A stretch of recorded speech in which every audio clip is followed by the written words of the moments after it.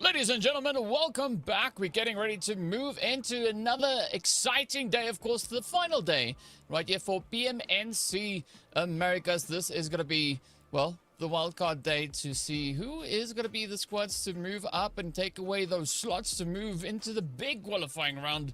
Of course, they are going to be playing against USA as well as the Mexico qualifying squads as well. So there's quite a bit on the line here today, right? We've seen yesterday and the day before, Resilience bagging 4 winner chicken dinners, right? Getting the first one of the day, the last one of the day, and that happened twice. So I want to see whether or not they'll be able to replicate that effort yet again coming into day number 3. But yeah, my name is DK. I am joined by Trevor over there, aka called Neptura.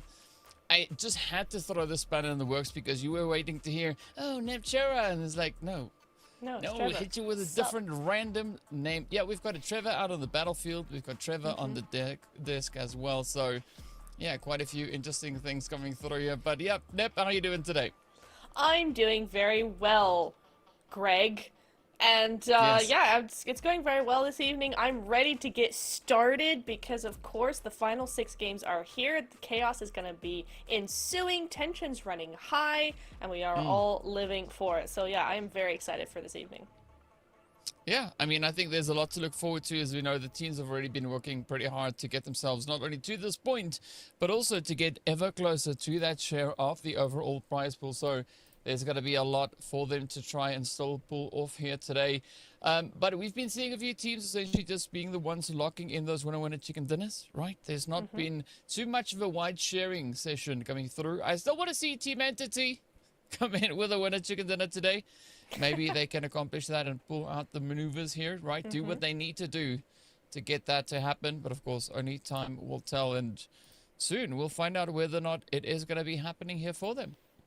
We will indeed very shortly. I mean, what's been so great about the last few days is it's gone so quickly, right? These teams really get into it. We get into games super fast, and then the teams are like, right, we're not going to mess about. We're not going to wait around forever. It's full on aggro, and that's what I love to see. And I don't expect there to be any difference going forward because we only have 6 more games, right? And as you can see there, only the top 4 are going to be advancing to the PMGO Season 1 NA Finals over on May 7th to the 9th. So only 4 teams out of our current 16 are going to be going forward, and that's such a tough quota to meet. It's such a small percentage of the teams playing that it does mean you've got to be really cutthroat if you want any sort of chance.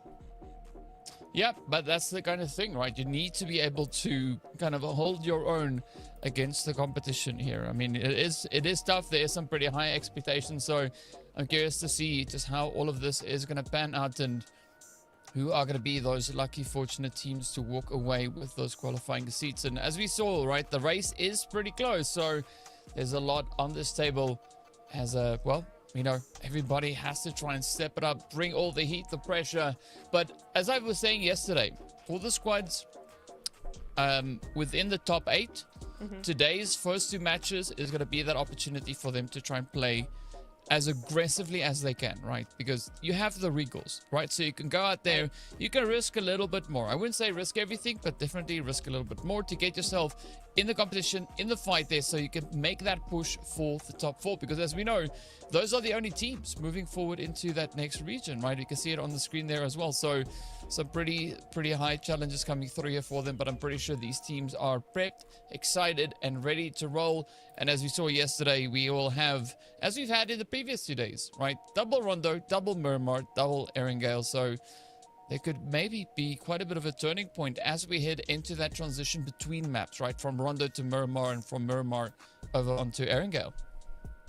I love to see it, and I want to also point out just this rotation that we've been seeing coming through here the last 2 days. It's an unusual one. It's not one that we're really used to seeing, but it works so well for this PMNC event, right? The two rondos give us lots of great action coming in, a huge boost in points at the start of the day, and then the Miramars slow down a little bit, and then it picks up again with the Erangels. It's really nice to have that sort of, the flow is just being really, really nice. Across all maps, though, I want to see a lot more consistency, I have to say, from AFL, because we saw them really pop off in the first day. In the second day, yesterday it was not the same. Yes, they still had some good games, but they had a lot of 0 or 1 pointer games as well. And I think coming into today, the way that Resilience were playing, the way that some of those other teams caught up really quickly, I think they can't really afford that kind of day again. So I'm hoping, like you said in the next two rondos, right, that they're one of those teams that really just pop off and are able to get all those points for their sake, because otherwise they're going to be in danger of leaving the top four. Yeah, there you go. Okay, 63 points. I mean, maybe not, but we've seen teams get 63 points before. We've seen teams get 70 points in a day. You know, it's all down to those two rondos, so that's really going to be where it's at, and so that does make me worried a little bit. Yeah, well, of course, we'll get to see what the team spacing is as they come into today's matches here. But, I mean, Silence yesterday, pretty exciting, right? Coming through with those two back-to-back winner-winner chicken dinners. Shows you that, you know, if the determination and the persistence is there, the teams can push through and make some pretty crazy plays happen here. But, yeah, we'll find out exactly how that all is going to pan out here. As you can see, that whole distribution within the top four. There's not a lot of points currently separating third from fourth place, but also not a lot separating fourth from fifth. So it is pretty much open, I'd say, all the way to that seventh place, who can realistically be in contention for fourth. So Team Entity, I think for them to secure their position, they will definitely need a winner-winner chicken dinner. I hope that works out here for them today. But the same goes for Silence, Zero Impact, as well as Black Storm, right? This could be their day where they catch up, make it into the top four, take their seat, and of course, you know, represent the wildcard region as we move into those the American regional finals coming in. Absolutely. I'm really looking forward to seeing if those teams can do it, because you said realistically they absolutely can. We are also going to be looking at the race for the MVP, right? Because the MVP is going to be obtaining part of that prize pool. And at the moment, number one place is going to be Bonds with nearly 7k damage and 34 eliminations. I mean, there is Melina from Resilience, and then a couple of other players from NG, from Entity. But they are all very close, but really Bonds with that damage is just moving ahead of the crowd by quite a margin here. Yeah, I mean, there is margin set, and if you want to catch up, you know what you got to do, right? Today is the day, the last day. I mean, it all boils down to what needs to happen on the battleground, right? The teams need to get aggressive. They need to unleash their inner goats and just go absolutely ham here, bring in everything they can, and walk away with a pretty steep amount of eliminations. But I mean, speaking about eliminations, we did also then see just the pure insanity that Alpha Legends had over on their end, right? Just looking at the overall tally and how consistently they've been playing across the board. It's no surprise really to see two of their players occupying the seats right here in the MVP ranking. So excited to see who's going to be that MVP, right? Is it locked? Is it guaranteed pretty much from what we saw right there? Or is there still going to be a bit of a change on that front coming through here today? Well, the battlefield will reveal all. It will. I'd like to think there's going to be a little bit of twist. Even if it goes back to the original lineup at the end of the day, right? I think some of these teams are definitely going to be, you know, getting into the top four. Maybe not being able to hold it. Hopefully, fingers crossed they hold on to it. But I think there is going to be quite a bit of change. It's so close on those leaderboards, especially when I know we harp on about the two rondos, but 20 points is nothing when you can have two good, decent rondo games in a single night. So I think it's going to be super crucial these next two games. Can't wait to get into it. I think we're going to get into it very, very soon here, DK. I want to know, do you think the teams in the top four, do you think Team Entity is going to get a win on Rondo, or is it going to be somebody else? Well, I hope, right? This is their opportunity to do that, right? At this point, the only thing that I can do is hope that this is their chance to really step up to that plate and get the job done, right? I mean, you could say the same thing for Zero Impact, potentially also stepping up and blowing us away with the performances. I said that at the end of the show yesterday. I want to see the teams come in today and just blow my hair back, right? That way, I'll be smiling, they'll be smiling, everybody's happy, right? Yeah. So that's what I want to see. But I think for people to understand why we say Rondo is an important map for these teams to try and push that is the only fact there is recalls. That is the key factor, right? If you try it on Miramar, if you try it on Erangel, one, it's much later in the day. It's very risky. But two, if you try it and you fail, there's no coming back, right? That's it. You're done. Where on Rondo, you can try it. You have that one spare player, you know, playing safe, waiting at the recall station. But you send in your trio. They do whatever they can. If they make it, fantastic. If they don't, you just bring them back and you go again. And you can do that twice. Yeah. Right? That's amazing. It's like playing 4 matches as opposed to 2. Right? So there's great opportunity for these teams to do that. Yes, have we seen bigger victories on all the other maps compared to Rondo? Yes, we have, right? We've gotten close to 30 bombs on the other maps, not even Rondo. So it is somewhat surprising, but I want to see the teams really capitalize this full map rotation, right? Utilize it as best they can. Because as we know, Wildcard is one section. Then we've got the Mexico region also coming in, as well as the USA region that are going to be competing. And we don't quite know what those teams are going to be doing, right? Are they going to be playing more aggressive than what we're seeing right now? Are they going to be playing just as aggressive or maybe less so, right? We'll only find out once we get there. So either which way, the teams need to kind of set the standard, right? Lay down the foundation and say, this is the bare minimum. You need to be at least this aggressive to come up against us. Yeah. Will you survive? Will you survive? That is a great question. I think in the last day as well, maybe some of those teams that are feeling a little bit more safe. I don't think anybody can feel very safe here, but you know, the teams I'd say in the top 2, right? AFL and Resilience. If it's going to be any teams, it's going to be them.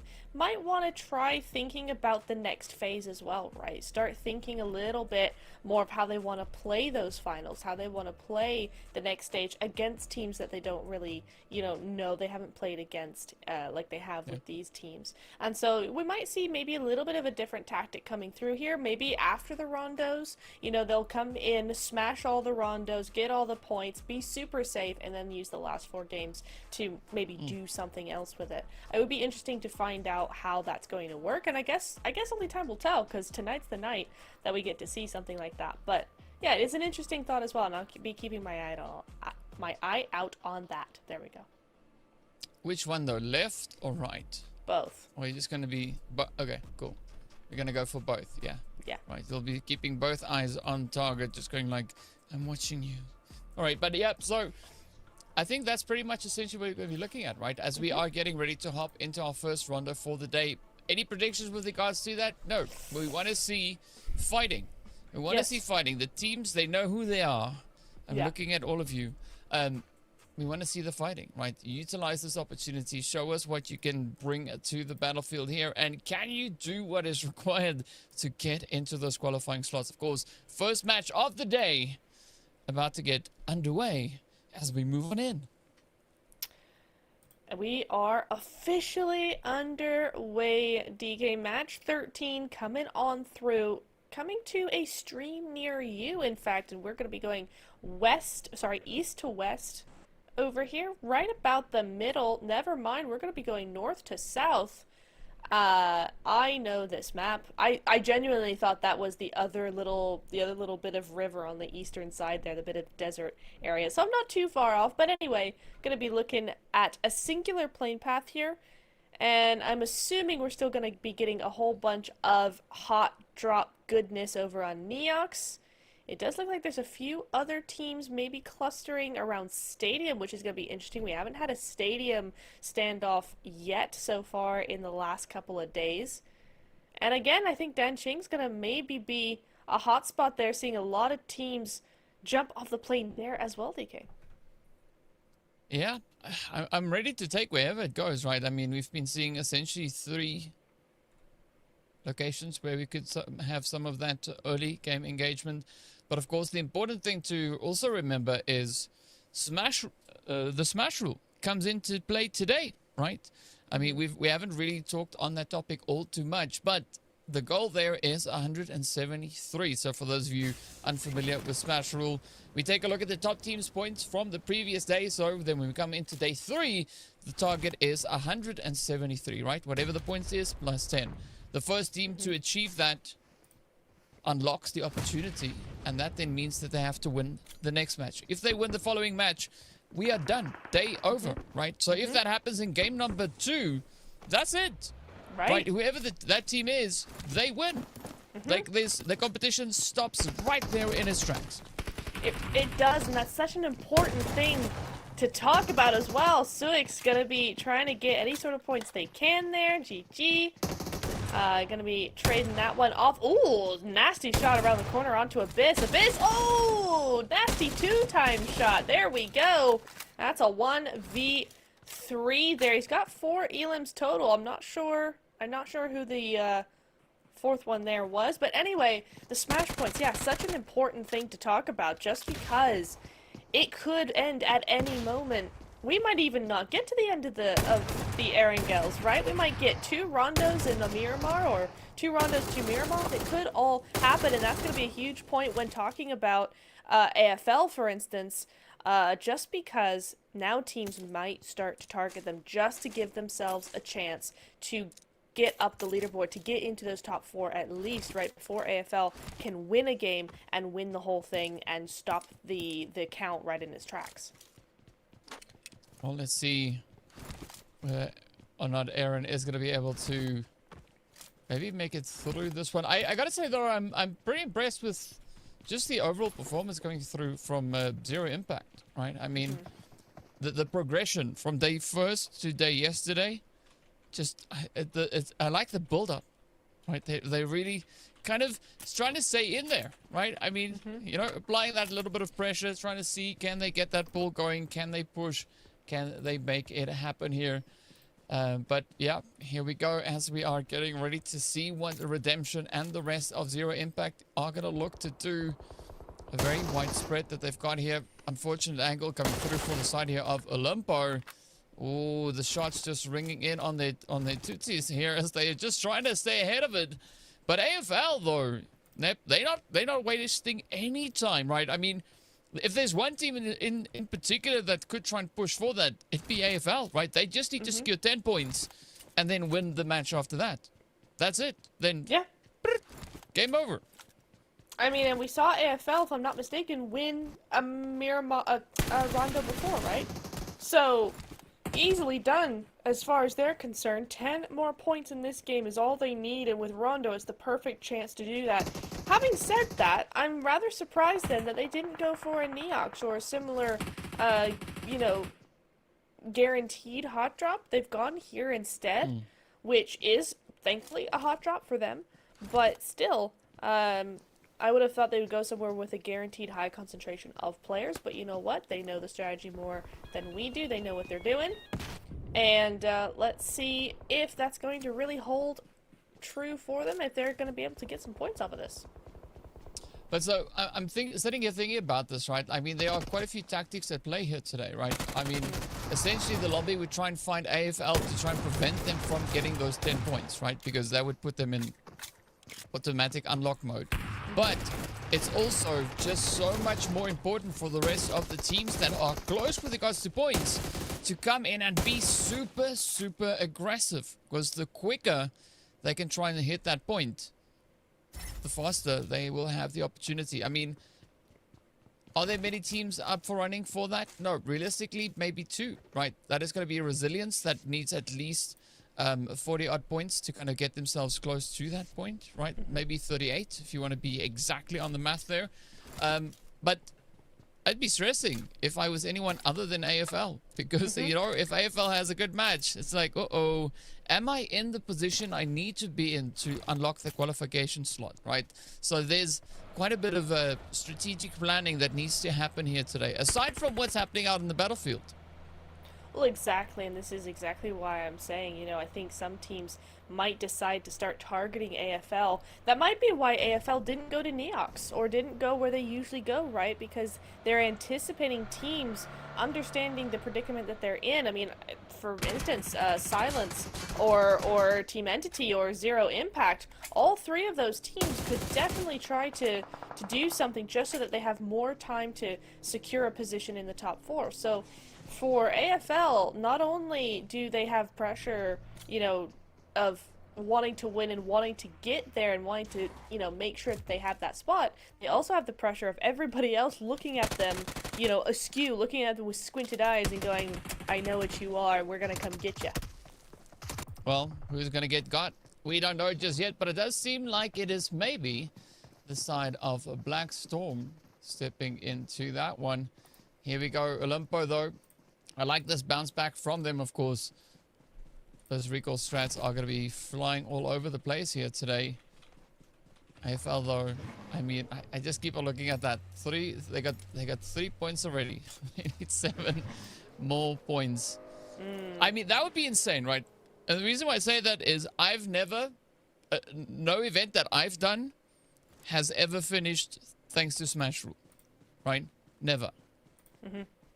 All the ones where it was implemented, it's never happened to me, right? Always we went the distance. We went all the way to the end of the street, right? So I'm kind of excited. I'm kind of excited because AFL can actually, they can legitimately do it. So I low-key hope that they do it. I mean, am I rooting for them? Not really. I'm rooting for the rest of the teams, right? But I'm super excited. I want to see. It's like, can they do it? Can they get it done? Right? I would love to see that. Now, unfortunately, I have to bring up something, is there is something called a Smash Curse as well, where the team will get there and then not get there. So, for instance... Why'd you have to bring it up, bro? Because Why'd you have to bring it up? Because it's a talking point. No, you made it happen. No, I didn't. You just brought it up. No. Reventar think just made it himself. Chad, back me up. I think she just made it happen. No, I did not. I'm only saying there's sometimes what can happen. Like Hora, for instance, last year was winning by 20-30 points and then took four games to get 6 points after like smashing through the last 2 days. I'm just saying it can happen, that the pressure can get to you. Hopefully that doesn't happen to AFL, because we know how good of a team they are and they can really do something. No. Don't try and save your butt now. Don't try and save your butt now. You already did what you did there. I mean, you can be so lucky that this is not a LAN event, right? The live event, because if I was in AFL, I'd be sitting there glaring at you like, what did you say? No. Right, well, so you know what? It gives them the fire under their bellies. Let's leave it there, and we're gonna be hopping onto Black Storm and the NG Pros now, having themselves a little bit of a situation here. Vanico, cheeky hit. That was pretty much on the money. We did see Vanico yesterday play a phenomenal game, coming in with an insane clutch up, but instead there's not going to be any of that opportunity here, as Black Storm is going to be our first team out for the count. Unfortunate turn of events here for them, but you know what? It kind of is the way it goes, and yeah, let's see. Maybe we can see them bounce back stronger in that following match, but for the time being, that is all she wrote, as we are going to be stepping into our next position here. Silence. Oh, yesterday they impressed me so much, but can they go the distance yet again, right? Can they do it in a back-to-back day? Of course they can. Absolutely. I love how everybody seems to have realized where the zone was going to go, because it is smack dab on Yulin, where most of these teams have been the entire time. So very interesting that that's gone ahead and happened. Great for a lot of these teams. You see resilience there. You see AFL right next to each other on that eastern side of Yulin. So that's going to be a really, really interesting next couple of phases here. We are in for a treat, I think, BK. But with 14 teams still left to go, we're going to have to wait just a little bit before the action really starts kicking off. Yeah, well, we'll see pretty soon what they will have in store for us. I mean, it's an interesting thing, and you touched on this on day one, saying that Danching used to be a kind of a hotspot. I've never seen Danching be a thing, right? For me, it's always been just Neox or Stadium. Those were the main points of contention. Sometimes Joughton, depending on what the flight path brought through. But seeing Danching being a hard drop to me was a nice, pleasant surprise. And I like the fact that it's quieted down a little bit more. We only see one team currently just going through that, trying to get their hands on all the loot they can find here. But with stage 3 being in effect, you don't want to spend too much time on that outside area, right? You want to try and get in as quickly as possible, because as we know, the blue does really tank your health. But now, how is this going to pan out here? And of course, the big question is Olympo going to be able to get a few additional sprays here? Already they've got 5 under their belt. Can they get more? It's possible. I mean, with 14 teams, 53 players still remaining, it's still lots of options for them. Lots of different players they could go ahead and try their luck with. But AFL, on the other hand, they're going to be sitting tight over in Yulin. Somehow, they were able to take almost full control of it here with 4 eliminations. It's not enough to get 173, but darn, they are really, really close. Just 6 points away from it now. And with, again, all those teams there, and with, you know, the circle centering up on Yulin, it does give them ample opportunity. They don't even need to win this. They don't even need to come in the top 5. They just need to frag out, like we've seen them do. Remember, one of their players is top of the MVP board right now. All they need to do is frag out just a little bit, just a tiny bit, and they will be good to go. A 10 elim game is all they need here. Just 10 points? Just 10 points. Right. Doesn't even have to be 10 eliminations, just 10 points. I mean, yes, if they get 10 eliminations, does it get them there quicker? Yeah, it does, right? But, of course, it's not going to come into, it's not going to be applicable for this match then, right? If they unlock it within this match, they have to win still the next match, right? Match number 2. So, we'll see how this one plays out here. 7 deadly, though. Nice little cheeky angle that they've got. I like that spread, right? Really making it difficult for Nucleotide to gain any territory here. And a nice little bit of that reach utilization as they come full sending. Oh, rushing in onto the push here. 7 deadly sins. They got hit with confidence. But can they survive now as the tables get turned, and 7 getting swept under the rug? Ooh, overrated. Also not looking to step up here. Well, but with the zone pushing in, it's not going to be easy. Nucleotide might have gotten a few points, but yikes, they need to be quick unless they want to be points themselves very, very soon. The zone has hard shifted away now, and that might just give Nucleotide an opportunity to move out, because overrated don't really want to be caught in the same position they are. But I doubt that's really going to be the case here. Nucleotide really having a hard time. One is just going to full send away, try and keep, you know, the name alive so they don't go out completely, because it is looking like one of their players went out to the zone or went down to the zone, so that's delaying them. He goes down again. So, yeah, for Nucleotide, no. That's not what they needed at all. Why did he peek? He was supposed to just sit there. He's supposed to just full send, go away, keep his team name alive, but no. That is going to be the end of him. So now the play zone is taking them one by one. One last player left alive. I doubt we'll see him really for too much longer here, but now Zero Impact is going to be rocking up onto the NG boys and taking some names. My goodness me, super easy for them. Oh, Olympo's gonna help out here on this one, DK, and Lux suddenly seems like he's the last man standing.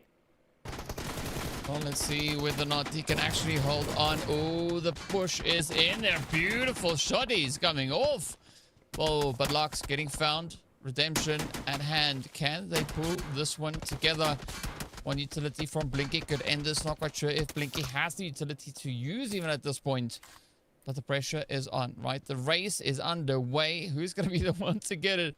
Nepali also going to try and contribute to the chaos that we see unfolding on the screen here. Silence riding up so many potential contenders here, right? Anybody could essentially step up and just, well, get their hands on those points. Oh, Zenitsu also going to be taken on down. Ravenzo, pretty isolated. Not quite sure if that angle is going to work out. Of course, there's quite a bit of a threat still hanging in the wing here. But up comes Juice and the rest of Abyss looking to see, can they maybe contest? They are going to be trying everything they can. We do say goodbye to Suix. A very surprising turnaround. I mean, I thought it was somebody else that would be going out of here next up. But Suix is the first team out here for this few moments. 5 eliminations is what they've got to show for it. 7 eliminations for Abyss. I'm really enjoying what we're seeing here from Abyss, right? After that first day, they've really come back and showed us what they've got. 7 eliminations in this game, 44 points total. Yes, they are down to a solo right now, but that doesn't matter. It's still a lot of points on the board. And it's only first game of the day. Are they realistically going to make it to top 4? No. But they've really come back. They've brought their results back, and you know, middle standings is really respectable. So GG's to them for doing this. They got 5 more games to maybe, you know, get even 6th or 7th. I mean, that is totally doable, right? It's just once you're talking about the top 4, I think that's a little bit out of reach right now, but definitely 6th, 7th, something like that is doable. Yeah, I had to go and say that. It is. 6, 7. I'm being positive. Oh no! No!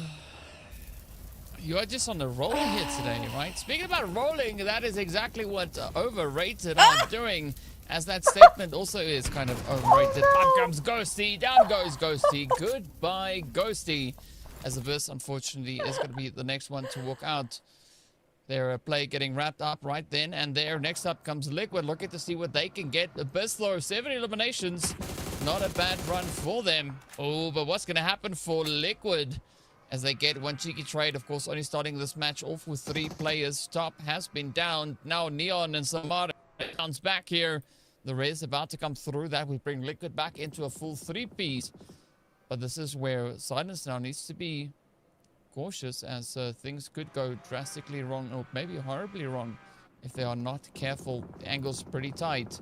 Is Daga's going to be able to get it? The blue zone is now engulfing him, forcing his hand. The sprays come down and out he goes. That is Silence getting snuffed right on out.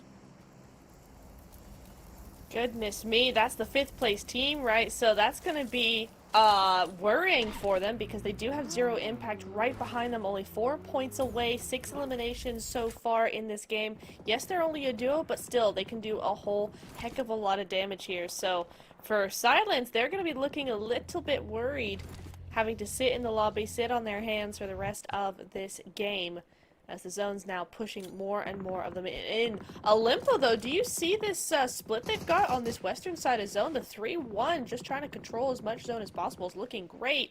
But I'm worried here, DK. Resilience and AFL trying to push in might just clash in any moment. Well, see, can they get it, though? AFL, I mean, if they don't get any additional eliminations, they just need to play for 2nd place, right? If they finish in 2nd, they get 6 placement points. That puts them on 10, and of course gets them over that smash point line. But in the meantime, OR, they're going to try and survive here. They currently is pretty tied with the side there of Nepali. Entity, though, I still want to see them get that winner chicken dinner. Oh, nice nades. Siny, Spark, both getting popped. Now it's down to 1 player. Karma is going to be the one to try and defend the honor, as Overrated could now get rushed. Yes, here they come. It is deep, and everybody else just rushing on forward. A very aggressive push. Karma, of course, just hiding in that little container there. Siny is probably showing the opposing side exactly where they need to go. And now up comes Hope and the rest of Team Entity here. Deep, quick cleanup, Psycho, and they can just get this hit. Right, if they wait long enough, there's going to be quite a bit of a response coming through here. And of course, Resilience is going to look to apply the pressure here as well. Oh, they can hear the footsteps deep. All you got to do is get in there. Fortunately, it is going to be Resilience keeping that door shut. Entity, up they come. Oh my. Karma waiting inside. Aswolf K to the face. But now Karma has been lured outside and down they go. A quick little bait and snatch there. They got taken out. 10th place finish, 4 eliminations to their name, or 9th place rather. But interesting turn here. I mean, even looking at Resilience, they just loving this, right? If they can just sit there and farm hits. I kind of, for me, at the same time, I feel like that AFL are jumping the gun a little bit there, because Entity were also taking shots over to Resilience, and if AFL just left them alone, they would have gotten rid of the enemy without AFL's interference, right? But it is what it is. Resilience are going to be moving forward, just full sending it, somehow only losing one there. And that's going to be them on a really good spot, actually. This nice little ledge here. It is very shootable, I suppose is the word. And if you're too close, you're going to get naded. But if you can just defend it properly, then it is a good spot. However, there's a lot of attacks on all sides. And it might prove just a little bit too much. Thankfully, though, Hector, he's not feeling it just yet. Charlie, his teammate, has gone down. So I think that might just be enough distraction to keep them away, keep Resilience alive for a little while longer. Well, let's see whether or not they can do that. AFL, they are going to be pushing for Smash Point rather. They've gotten 7 eliminations. They just need 3. I can just imagine the comps in the squad. They're like, guys, come on, we're so close. Push, push, push, push, push. Just get more, get more, get more. And they definitely have a position to do exactly that. Now it's going to be Redemption and Zyro trying to push on up here. Ooh, cheeky hit as we do say goodbye to Nepali, the next team to fall on down. Out they go. Liquid following hard on their heels as well.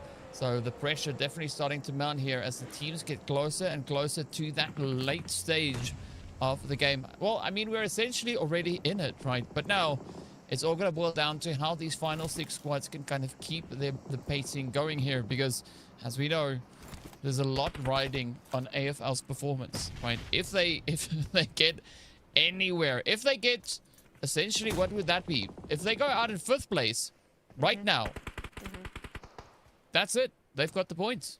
Right? They've unlocked Smash points. So everybody should try and take them out now. Otherwise, they're in trouble. Well, no, because what you're saying now is they've done it no matter what. They've achieved Smash, is what you're saying. No, not yet. No, 5th place. Yet. We still have 6 teams. 5th place. I see. Okay, I got you. So, I think AFL are going to be very quiet now. They're going to be like, we have our side over here, and as long as Entity doesn't do anything, we'll just let these guys, shoot their way out of this on their own. We're not going to be anywhere near that. And Limpo going to be defending the backside of the mountain here. They know that NT are here. They know that something's cooking. But they're not sure, like, just what yet. Oh, the zone does shift up towards them. So it is going to be a northern zone. And that does put Olympo, it puts NT, and it puts Resilience squarely inside this zone now. So that's going to be a little bit of a breather, right? A little bit of fresh air coming through. A Zero Impact is going to be the one that goes on down next. And there we go. That's it. AFL have achieved a Smash point just by placement points along with those 7 eliminations. If our math is mathing, that's what the result is. So now AFL can do whatever they want. Sure, they might want to get the win. However, I think that really, in my experience, they want to just go for the points and not really go for the win, because once you get a win, it's actually quite difficult to get another. I don't know how that works. That shouldn't really be the way it is, but in past events where there's Smash points involved, you win the first match and you don't win another one. So for me, I'm like, okay, y'all need to just go for it, and if you win, you win, but I wouldn't hold back and try for a win at this stage. I mean, they just gotta play it like they've not won a match yet. Right? Just go in and play their hearts out, and I mean that could be enough to get them all the way there. But we'll see how this one plays out. I mean, the opportunity definitely is available to them, so we'll see pretty soon exactly how that could play into their favor here. I'm still rooting for Team Entity here to get the dub, to get this winner chicken dinner, because that would be amazing for them. But are they going to be able to get it done? Right, 7 eliminations up. They have 3 players still in the match. They have a nice quiet position on that southern side. But quiet isn't exactly what you need to survive this next few bits, right? You need to have elevation. You need to have that angle to fight from. And so if the zones shift south, I would definitely hope they are going to try and improve their overall positioning with regards to the zone. But we'll find out soon as Zone 8 is about to hit. Zone 8. Where's it going to go? I think it's going to center up into the middle here, and that's going to really push all these teams out of their hidey holes and into the light, into, well, yeah, it's just about the same, really. It's actually shifted slightly down to the south, but there's not really anybody there. I think Entity is over there, but apart from that, no one is in zone, so this is where everybody's going to have to wrap up these fights that they've been holding on to. Hector is going to feel the full force of Nucleotide right now in the 3v1, because they know exactly where he is. They've just been tolerating him for the moment, for the time being, but now the wraparound's coming through. The Molotov is doing its work, and he's actually gonna... Okay, I was going to say, how could Nucleotide actually give that to him? They gave him an opening to move in and kind of swap places with him, but they do end up getting it, so 12 eliminations going to go to them. That is a big count, actually. Nucleotide, from being stuck out in the zone to here in the top 4 with 12 elims, is a really good turnaround for them. Yeah, it's a really, really great run that they are having coming into day number 3. But who else can look to replicate those efforts, right? Entity trying anything they can to find the approach, still trying to inch their way up in towards that zone. And I think to some extent, Entity has an opportunity here, right? Because once AFL, Resilience, and of course the players there from Nucleotide start to move in, they are going to spot each other. So Entity will have to choose. Are they going to choose the slightly passive approach here? Or are they going to try and get involved, right? Contribute to the chaos and carnage. So far, it seems like they went for the latter as they choose to go for the sprays, making that opening play right up on towards Resilience. Up comes the big helping hand here from Bonds. And as we know, AFL, they only need a few more to secure those points. Here we go. Malcriado now trying to let everything loose, trying to fight from within the ditch and everything riding on their shoulders. But Entity is so eager to get their hands on that improved position, right? If they can alleviate the pressure here, that could be their ticket. But now look at those health bars starting to drop on down. Down goes Resilience, and Psycho coming in to help save the day. Absolute insanity. Oh, Nip, it is bonkers out on this battlefield.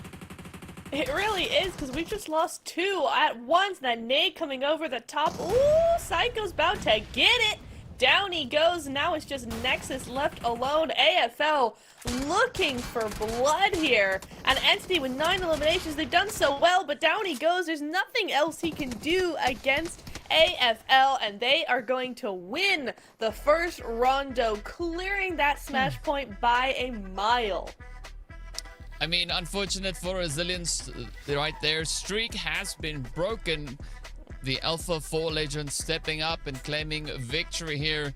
I think it is safe to say that they've achieved smash point. Oh, absolutely. But so the pressure is on because they have to win the next match. Yep. Right? And if they don't win the next match, it doesn't apply anymore, right? Then they're gonna they've kind of run out of luck, right? That's it. Then we have to then go back to continuing all the remaining matches for the day. So talk about pressure, right? Yeah. Yeah, no stress. It's like, yeah, it's chill. It's chill. We'll just do it again. Right? Come in and try and get their hands on that winner chicken dinner. But I like what Entity was doing here as well, right? You gotta give Entity the shout out here, because they've been just so dang consistent, right? Match after match after match, especially yesterday, they were kind of just there trying to push for their winner chicken dinner. Here they found themselves in quite the opportune moment again, trying to push for their winner chicken dinner. They came so close, but unfortunately not close enough. It is unfortunate. They're just almost there, almost getting those points, but they still got a heck of a lot of points there, just solidifying that top 4 position for themselves. I'm going to be very interested in that leaderboard, honestly, because it's got to be so close at this point as we see the breakdown here, and it's going to be a 9 elimination. So remember, sorry, a 14 elimination. Remember, they only needed, what, 10 points to get to Smash Roll? Yeah. They've got 14 points just in elimination, so a 24-point game with those placement points as well is going to mean that not only have they achieved Smash Point, but they also have widened that gap away from Resilience as well there, because Resilience, as well as they placed here, they did not get 24 points. Yeah. They didn't get 24 points, and so, points matter at this stage. But this is where this is where it gets really interesting, because, and we'll of course discuss that once we get into the overall rankings, but this puts quite a bit of pressure on one team in particular for the next match, whereas the rest of the lobby, you can sit back and see what happens, right? Hopefully for them, what needs to happen doesn't quite happen coming into this next game, but you got to commend the efforts coming through there from Nucleotide as well, right? 12 eliminations, 17 total points. Absolutely phenomenal run on their end. And Olympo, 7 to sit on a very comfortable 10 points for the day. You got to love it, right? These teams just, I love what they're doing here. Just keep on bringing it up. Yeah. Really, really nice stuff from all of these teams. I mean, I'm looking at actually who is where right now, because Olympo, for instance, got, another double-digit ending, but they're just on, the last couple of days having struggled a little bit. They've been gradually getting more and more comfortable, more and more confident over the last 3 days, but unfortunately it is going to be just a little bit too late for that, but still a really good showing. NG, that's a team that I want to see more from, right? We talked about them yesterday. NG with 6 points total here. Is it a good start? Yes. I mean, it would be a great game if it was any other map, but 6 points on a Rondo does feel a little bit low to me. And because of yesterday's games where, yes, they did very well in a couple, but then were pretty much radio silent the rest of the day, it makes me a little bit worried for them when it comes to that top 4 placement, right? Because they are just hovering on that edge, on the brink of not qualifying for those PMGO regional finals. So I'm a little worried, and they really need to have a really good game in this next rondo. Yeah, they definitely need to do so if they want to ensure that they are safe, right? That they have that position or those seats secured into the top 4, right? Because the pressure is real. And speaking about pressure, a player that brought a lot of that to the battlefield here was none other than Nuke from Nucleotide, securing 6 eliminations and hitting that 1,000 damage point. 1,004 damage. Absolutely insane. Surprisingly, not a lot of health has been recovered. So that tells us Nuke was able to avoid a majority of the damage flying over in their direction here. That baffles me that he's only lost that much health, right? Because we saw them up against, was it Olympo? I'm not sure. We saw them in the zone, getting knocked by the play zone, having a full squad shouting at them from inside the safe area. That is baffling. But hey, MVP goes to Nuke. That's a big GG's going their way. But Rondo 1 is done. We will be seeing those leaderboards very shortly. That was a good game. I liked how that game went. I think there was a lot of really good potential in a lot of teams. You could kind of see what they were feeling, how they were doing.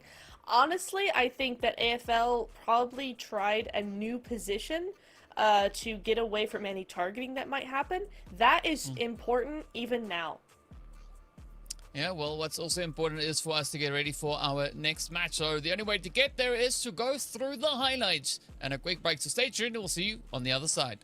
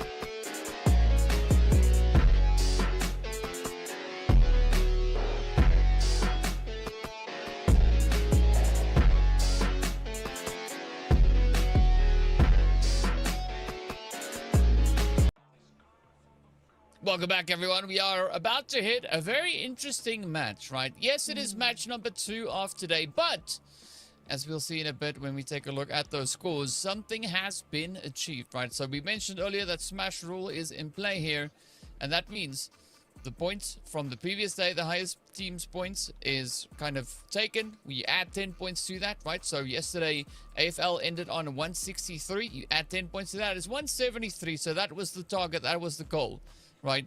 Alpha 4 Legends, they accomplished that, right? They reached that line, and now they've stepped over it. And what that means is they have to win the next match.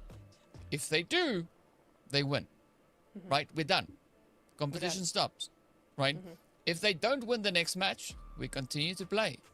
Up until the next team hits that point, same rule then applies. They need to win the following match, right? Yeah. If they don't win, that's it. We keep on going, right? So the next team that could potentially step up to that Smash rule is going to be Resilience, right? They are 30 points behind. If they can make up 30 points in this next match, they will have achieved the line necessary to qualify for that option. And then they have to win match number 3, right? That is going to be the situation here. But Alpha have the pressure on their heads. And, it's after... Oh, okay, so they have to win anyone after this. Okay, not just this one. Yes. Oh, Yeah, okay. that's All right, right. all right. That's Okay, right. good. Sorry. It probably helps if I look at it with my left eye, right? Because that's my smart eye. But, yes. Okay, so Alpha needs to win a match today, right? That's it. Yes. They need to win a match. Once they win, we're done. If Resilience qualifies, they hit 173, 30 points from here, and they then win a match. That's it. They win, right? Regardless of where they are, if they're in second place, doesn't matter. They win, right? They are crowned the winners. Boom, bang, boom. Job done. Exactly. So, no pressure. Yeah. No pressure at all. And for Resilience, this, I think, in some ways, it's even more important for Resilience to get this win.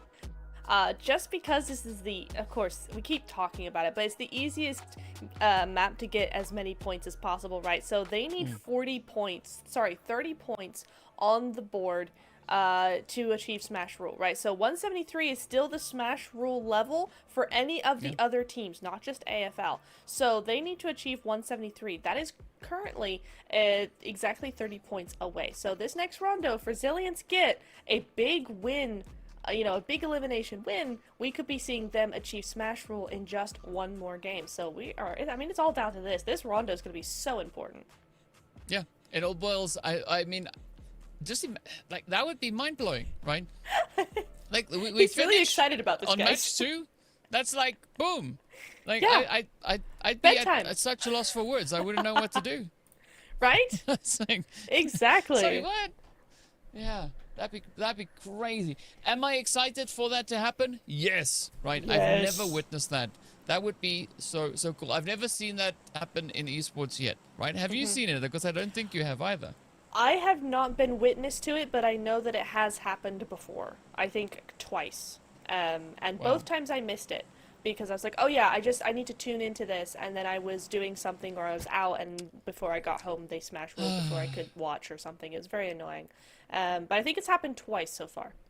Well, I mean, this could maybe be the third time, right? This could potentially maybe be the third time if Alpha pull this one out of the bag. If not, it is still fair game to see who could be the next team to potentially unlock that smash point as well as take the dub here.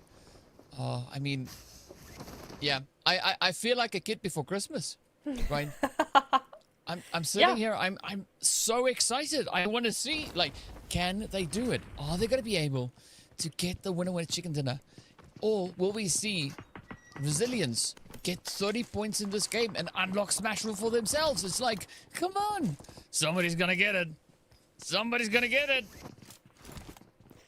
I mean, you're right. Somebody is. We've got 5 more games for 5 more chances for that to happen, right? For AFL to smash, for Resilience to come in, achieve smash, and then smash. So we'll see. We'll see how it goes. I, too, would love to see a smash ruling come on through here. I mean, that would mean just a really fun way to end off what's been a fantastic 3 days of competition. That would be so much fun. AFL, it's all in their hands right now. They have gone back to Neox, so you can see them there in the dark blue on the minimap. So that's going to be them returning to their position here. Returning to... Oh no, that's not them. That's NH. That's Nepal. Never mind, Zyro. Ooh, getting traded on out here. Don't laugh at me. Don't giggle. I heard that giggle. Listen, dark blue, because AFL are also dark blue, so it makes it a little bit confusing.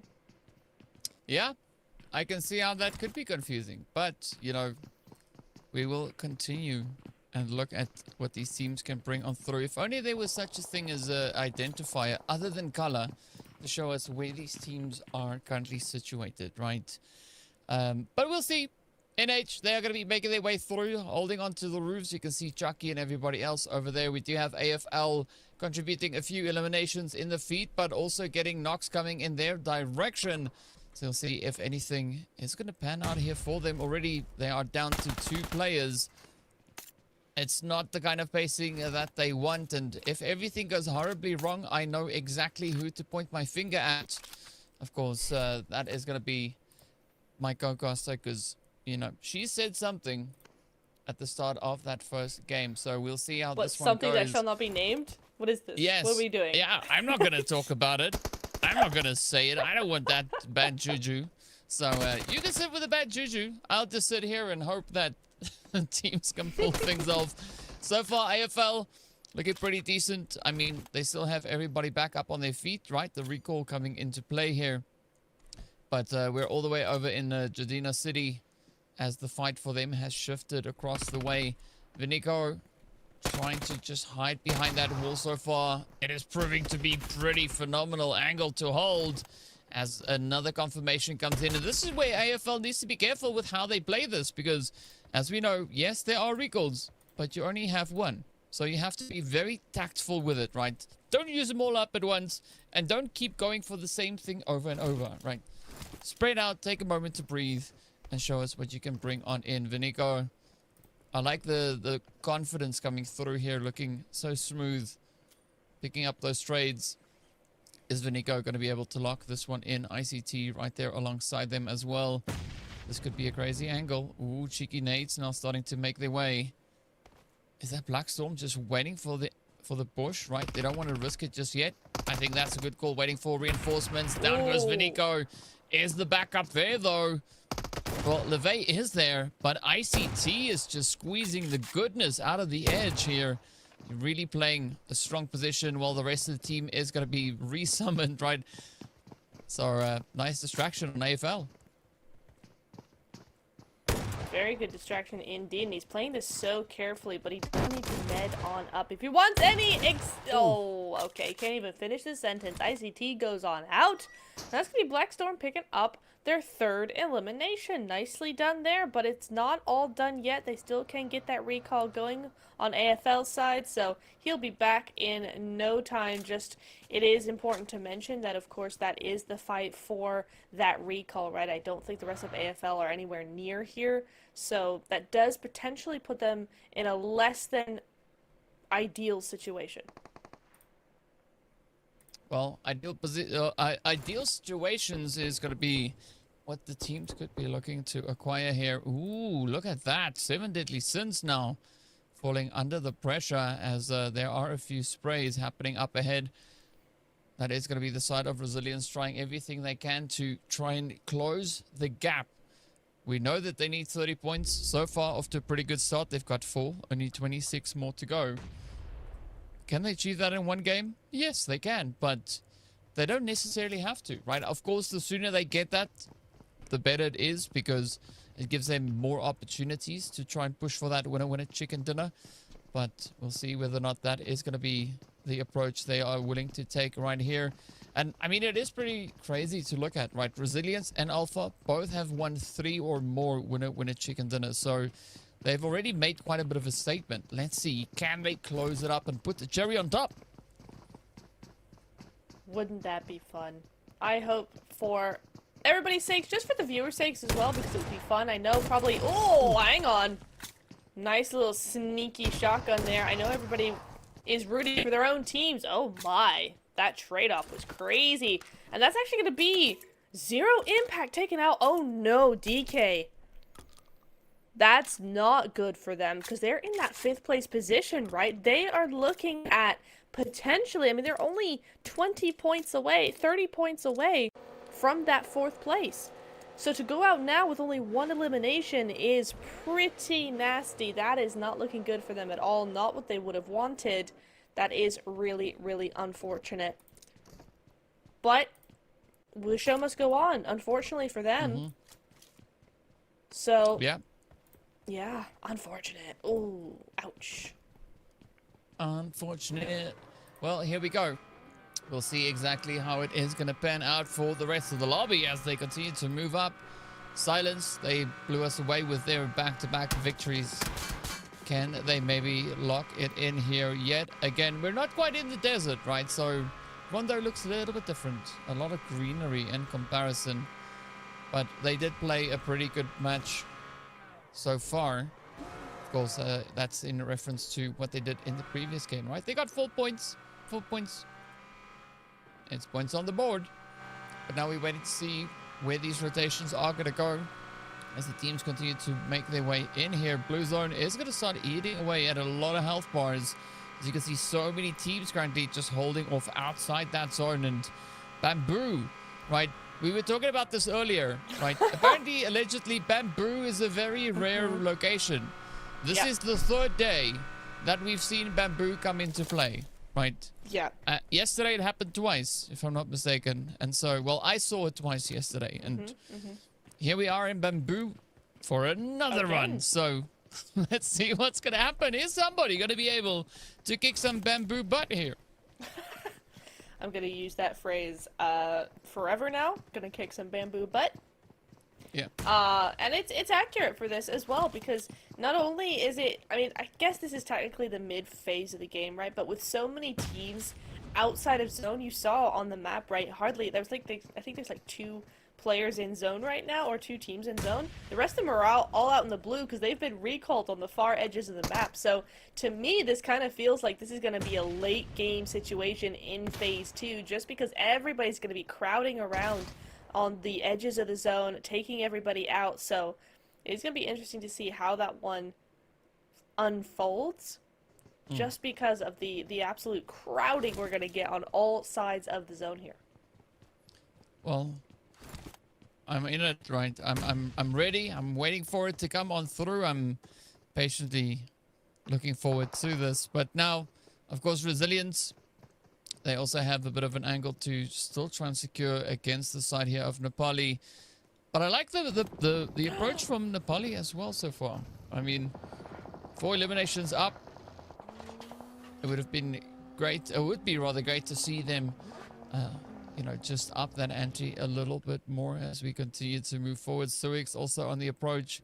I mean, I gotta say, I'm a fan of a lot of these teams in here, right? I really am enjoying the way that they are playing their play style across the board. Speaking about which, though, up comes Resilience as they get ready for a push, ready for a play. Madion has been brought on down. Oh, quick finish, quick cheeky angle. So this is where the rest of Resilience now needs to be super cautious, because their backup has just been taken away.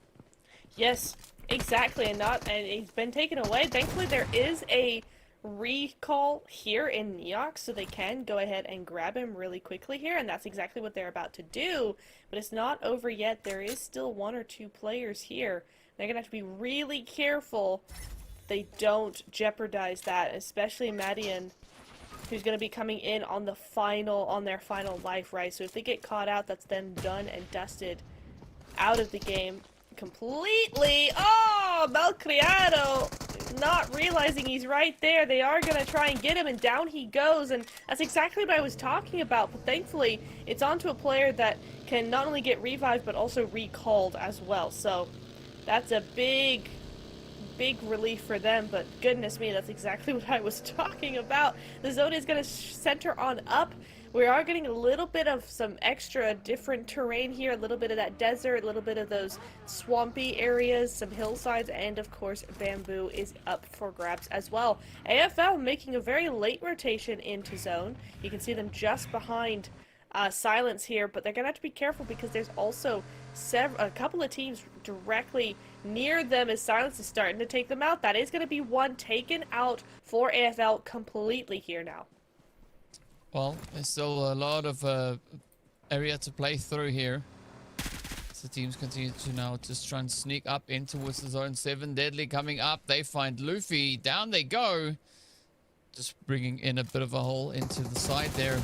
But Silence, I like what they're doing. Trying to come in rather and lay down the law. Nucleotide Taxi. He's not going to even wait for the fair to come through. Instead, just keeps on pushing forward. Getting caught out in the blue. Not the best place to be. Oh, but the assistance comes over the hill. Abyss, though, is going to be the next team getting taken out. 14th place it is for them. Now, 7 Deadly. Only 1 or 2 players left on their front, so they got to be very careful with how they look to push from this point. Nucleotide also slowly starting to crumble, right? Nuke, our MVP from the previous match this time, finding himself in quite the different situation. Yeah, it's a lot of pressure going on down here outside the zone. Potentially able to get everybody back up. I can't really see if... Oh, wait, AFL! Having a hard time here. It's all gone south and out they go. Oh, DK. Oh, no. They've gone out 1 point only. Yeah. Oh. I distinctly remember somebody saying something about after something happens, then another thing usually happens, right? That's and then not I said, correct. why would you say that, right? Because you just put some bad juju into play. And then, game next, exactly that thing happens. No, it's not my fault. I told you this happens. Talk about not taking responsibility for your actions or your words. Either which way, Blackstorm, they're going to continue with the ball here as we can see Nucleotide, the next team to fall on down. I mean, again, right, some strong performing teams we saw in the previous match having a very tough chance coming into game number 2. Really struggling to replicate those same results here. But now Suix also just over onto the edge here. Holding onto the side of zone. Not going to be looking to do all too much. Waiting to see where phase number 3 is going to go. If it pulls over to the west here, I would be absolutely bamboozled. Fortunately, that is not going to be the case as it has shifted down south. Yes, Bamboo is slightly in play. You can just see that final ooh from Bamboo being on the side of that zone. But is that going to mean anything here for Olympo? And Suix says both of them are just kind of sitting here looking at each other. Yeah, this is a really hard area to actually rotate from just because it's so open. That near knock was really, really needed just so that they have some mobility, right? But Suix now not only going to use that to move out, they're going to use that to move in and take control of this area. I mean, it is a good compound to have. It's on the edge of zone, and you are going to have to move out eventually, but still, it's a good springboard to have. So I think Suix definitely going to try and grab this one for themselves. Olympo are only 2, so they're going to have to be very careful with how they play this. Yeah, they definitely have to be very cautious indeed. I mean, they do have quite a bit of a, I would almost say, a stronghold position on the edge here.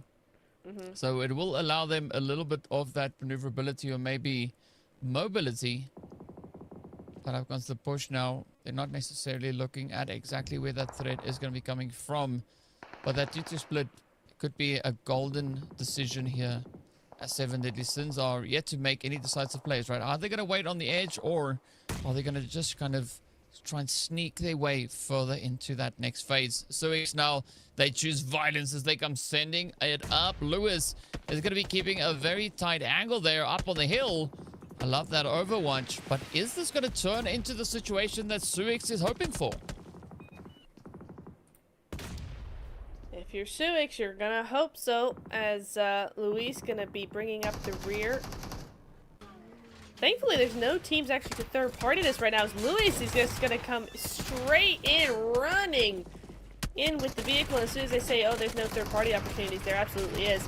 Oh, Suix Adopter gonna go down. Belk now taking up the rear and bringing Olympo to their knees. That was a very nicely timed push. Really good coming in together as a team, not one by one, but now that has drawn the attention of some teams around them here. Liquid, for one, looking towards them. There's another team on their south side that's looking very interested. Seven Deadly Sins, just popping some shots there. So it's going to be difficult to move out, but at least they have the high ground now. Yeah, I mean, that's why I said that for Olympo, going for that 2-2 split that they went for was a big brain strategy, because now they are still in the fight, right? The match didn't end for them. Yes, did their players get cut in half? Sure, but you know, the other half is still up and they are still capable of contesting for that late stage of the game, as we now sit with 11 teams left. Up comes Silence, a very spread out position here. I mean, also 2-2, but not too wide. But you got to be careful with those ridges, right? Don't move up too much, because Blackstorm is right there alongside you. And of course, the other half of Olympo is keeping a very close eye on you just north of that. So quite a few interesting angles we see currently being held here. But this is where Silence should potentially maybe just widen their scope, right? Not get too tunnel focused, just on the one team ahead of you. Team Entity, they have a fantastic opportunity to actually win this game now with that zone shift. Look at their split up across the mountaintop there. That is going to be really, really good for them.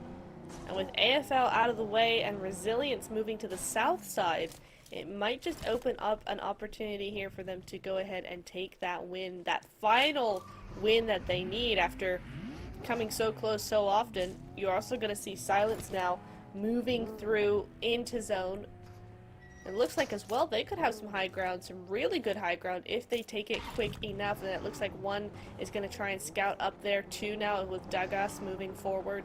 And yeah, they are going to want to take that, because otherwise that's going to be Resilience taking that position. And once Resilience takes that, then it's game over for these teams on the south side. Well, let's see if anybody is going to look to lay claim to that southern approach. Benny, though, trying to fly up the hillside, but instead is going to be flying out of the vehicle as the shots get that knock going on through. Kid now the last hope for the side of Seven Deadlies. A very difficult rotation that they've been trying to make far. Not difficult in the sense of getting into that spot, but difficult in avoiding all the teams already occupying the edges of this phase.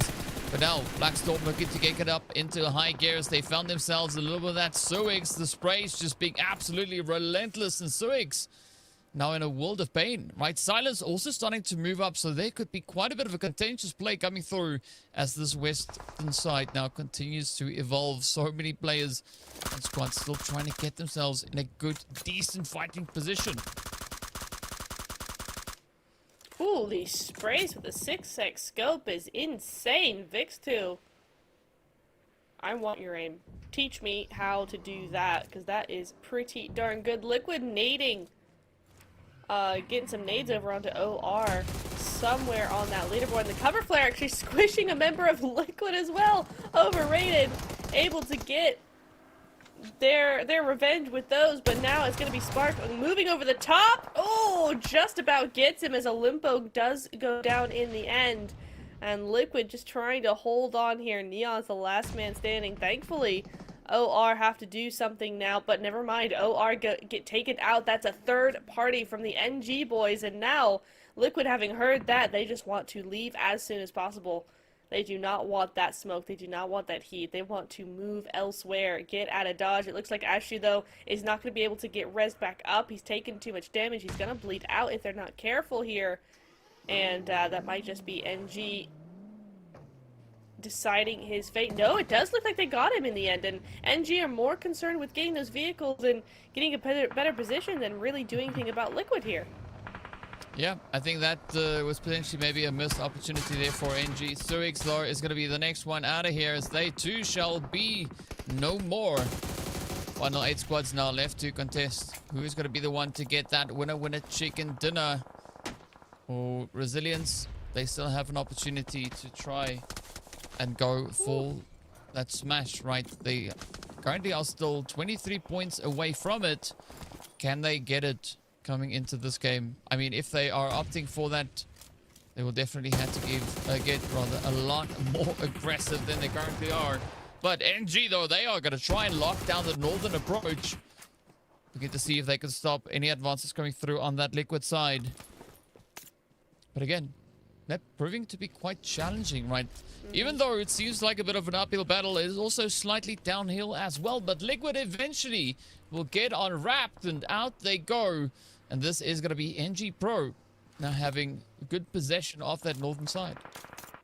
And all with nades as well. There was a lot of nades over onto Liquid doing most of that work. So big GG's going over there. I like what we're seeing from Resilience. The splits coming through, just trying to get some information, constantly moving around in those vehicles, trying to figure out what the best point of entry is. Silence looked to be moving over towards Black Storm, which could be a problem if they tunnel vision it, right? Because then they turn their backs on Resilience and allow them to move on up. So definitely going to have to keep an eye on that.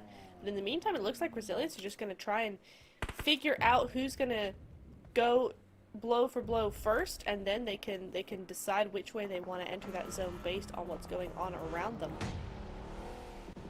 Let's see if those decisions could maybe potentially help them here. But as you said, right, first you got to go blow to blow to see what will unfold. Now, Silence, Blackstorm, Resilience, all just occupying that southern side. Nobody wants to be the next team to get spotted and have that spray come in their direction. Seven also still in the fight here, but I mean, with the solo, that really limits what 7 Deadly Sins can do. Hollow now is going to start off with a little bit of a spray here, trying to pick off in between the Doritos here as Resilience. I mean, they just want to survive, right? They just want to get their hands on that winner chicken dinners. And so they are going to try and play a very tactful approach. But at the same time, I'm still low-key rooting for the side there of Team Entity. But don't tell anybody. Let's see whether or not Resilience can get the job done. Ruben sends out the nade.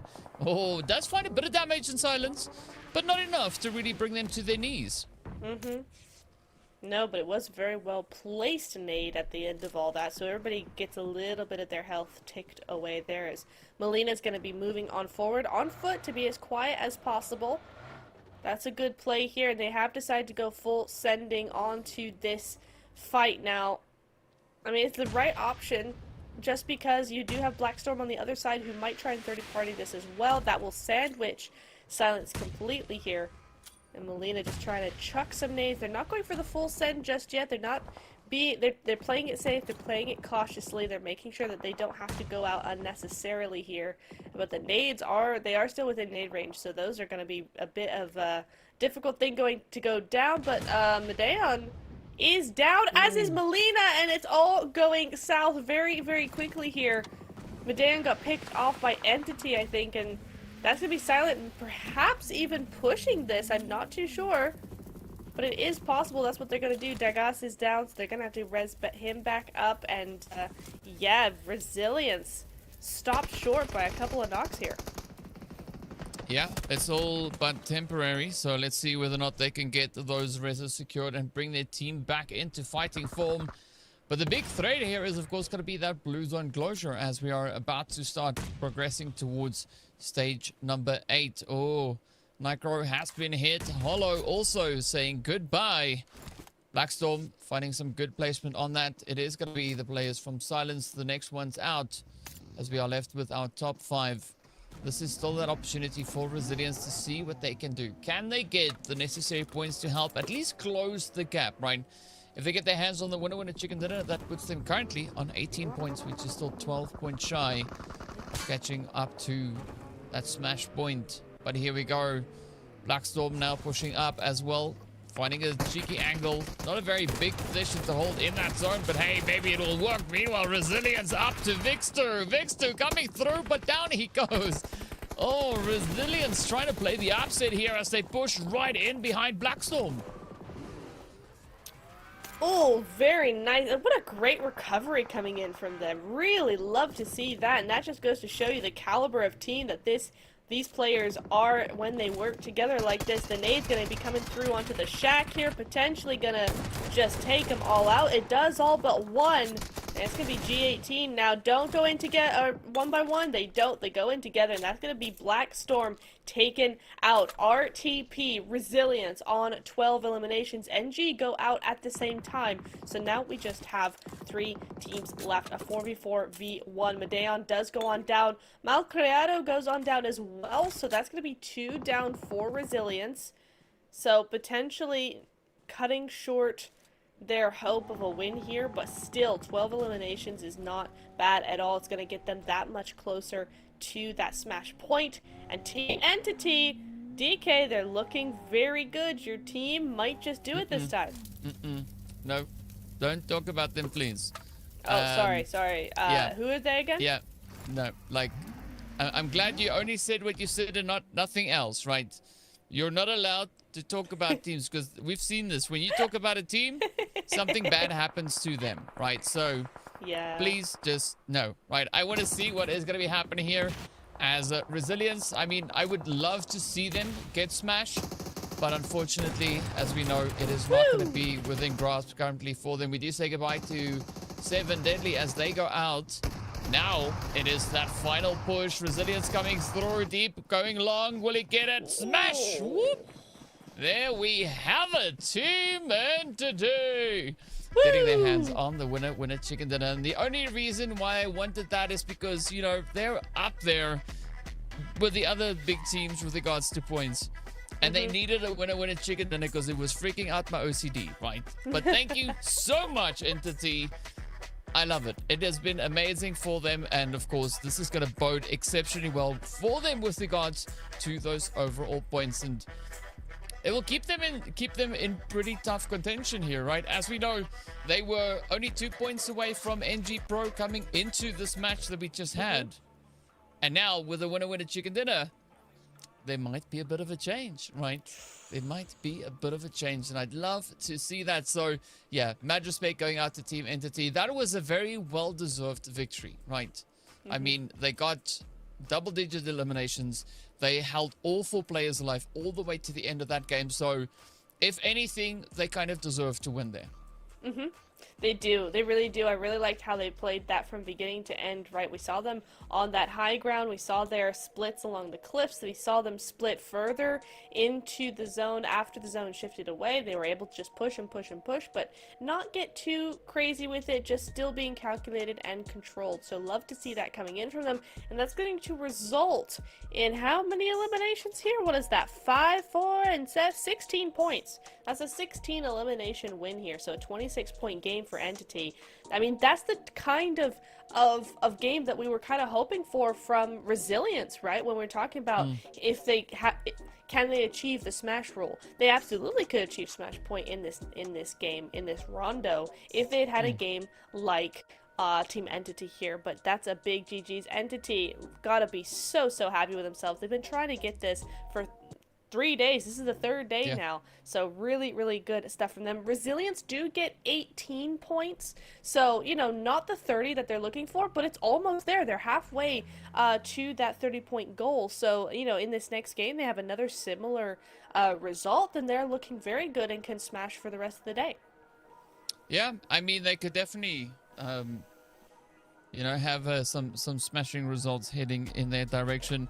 But yeah, I think a very good overall performance coming through from teams that needed to up the ante, right? That they've been trying for so long to get something really good to happen to them, and they pulled it off. I mean, Blackstorm, phenomenal performance there from them. Resilience, also, I like what they did, right? 30 points is the target. They got 18. That's not bad, right? Really like that. But I have to agree, if they had the game that Entity had, yes, they would have been closer. But if they did, Entity wouldn't have gotten their winner chicken dinner. So I'm very happy with how all of this panned out. And of course, taking a look at this next page, still, right, the efforts are in. You can see Zero Impact coming through with that 1 elimination. It, of course, ended quite early for them in the previous game. Alpha also tried, right? They came close. And then the bad juju you threw at them hit, and then boom, they got 1 point coming through. So, you know, Alpha 4 Legends, if you guys are unhappy with that, there's only, I'd say you only have one person to blame. We'll see her come up on screen soon. No. But either which way, yeah, I think overall a really good wrap up for Rondo. Next up, though, we are going to be heading over in towards Miramar. So this is where we open a whole new different can of worms, right? As the teams are going to look to step up and show us what they can bring. And of course, hope has been restored from Entity as they have a player in contention for MVP coming through there with 7 eliminations, also hitting in excess of 1,000 damage. So Nep, if your bell of 1,000 damage was still a thing, you would have been ringing it almost every match so far this week. You're not wrong. You're not wrong. All right, I'll bring it out just once. Ding, ding, ding. Bell of 1,000 damage. Hope 23 coming on in here. Big GG's to him. Really just outperforming the rest of the squads here in this last rondo. Can he do it again in the Miramar, though? That is the big question. Entity haven't done badly in Miramar, and certainly we've been seeing a lot of funky zones coming in as well on the Miramars that just really push the teams to their limits. So I'm going to be interested to see how they're going to juggle that if we have such a thing happen again. But you see the match recaps here. Team Entity coming in here with, 11 grenades being used. That's not really anything special. The Black Storm, though, coming in with 30 smoke grenades. They were smoking up a storm there. I don't know if they were using them as smoke roads or what, but that is a lot of utility. That and 24 grenades, right? So they were busy looting, right? I approve that. I approve that from Black Storm, having 54 utilities spread through 4 players. Yes, because you like loot. I like loot, so I like what you're doing. A very good play coming in here. But of course, now comes the big question is, how are the teams going to look to kind of change things up as we head over in towards Miramar, right? That is going to be the big decider. And of course, we'll find out pretty soon what the teams have in store as we return right after the break.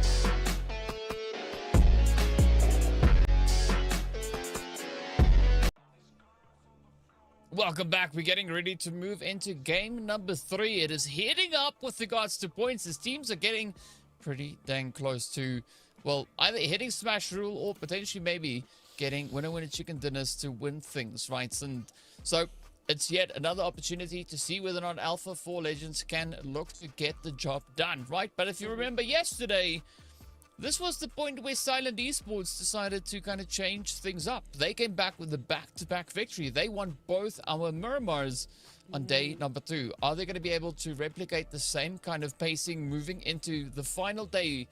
Of course, only time will tell, but I'm looking forward to seeing who are going to be the teams looking to jump on us. Speaking about jumping, let's jump at these points as, well, Resilience now only need 12 more points to hit that smash point, right? That is going to be 173.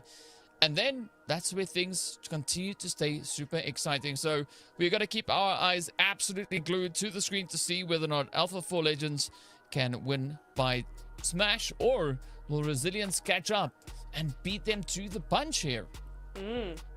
I mean, for Alpha 4 Legends, look, we see Resilience with 4 wins. We know it's possible. You know, Alpha, you can get another win. It's not that difficult. With 122 eliminations, they've shown us that they know how to control these teams, how to win against these teams. So I have full confidence that they'll be able to do it again tonight. But for Resilience, yeah, they're really not far off. You know, if they get Smash Rule this game, win the next game, it would be super duper easy for them to do as well. This is another team that have no problem winning when you know, the zone or when the circumstances allow them to.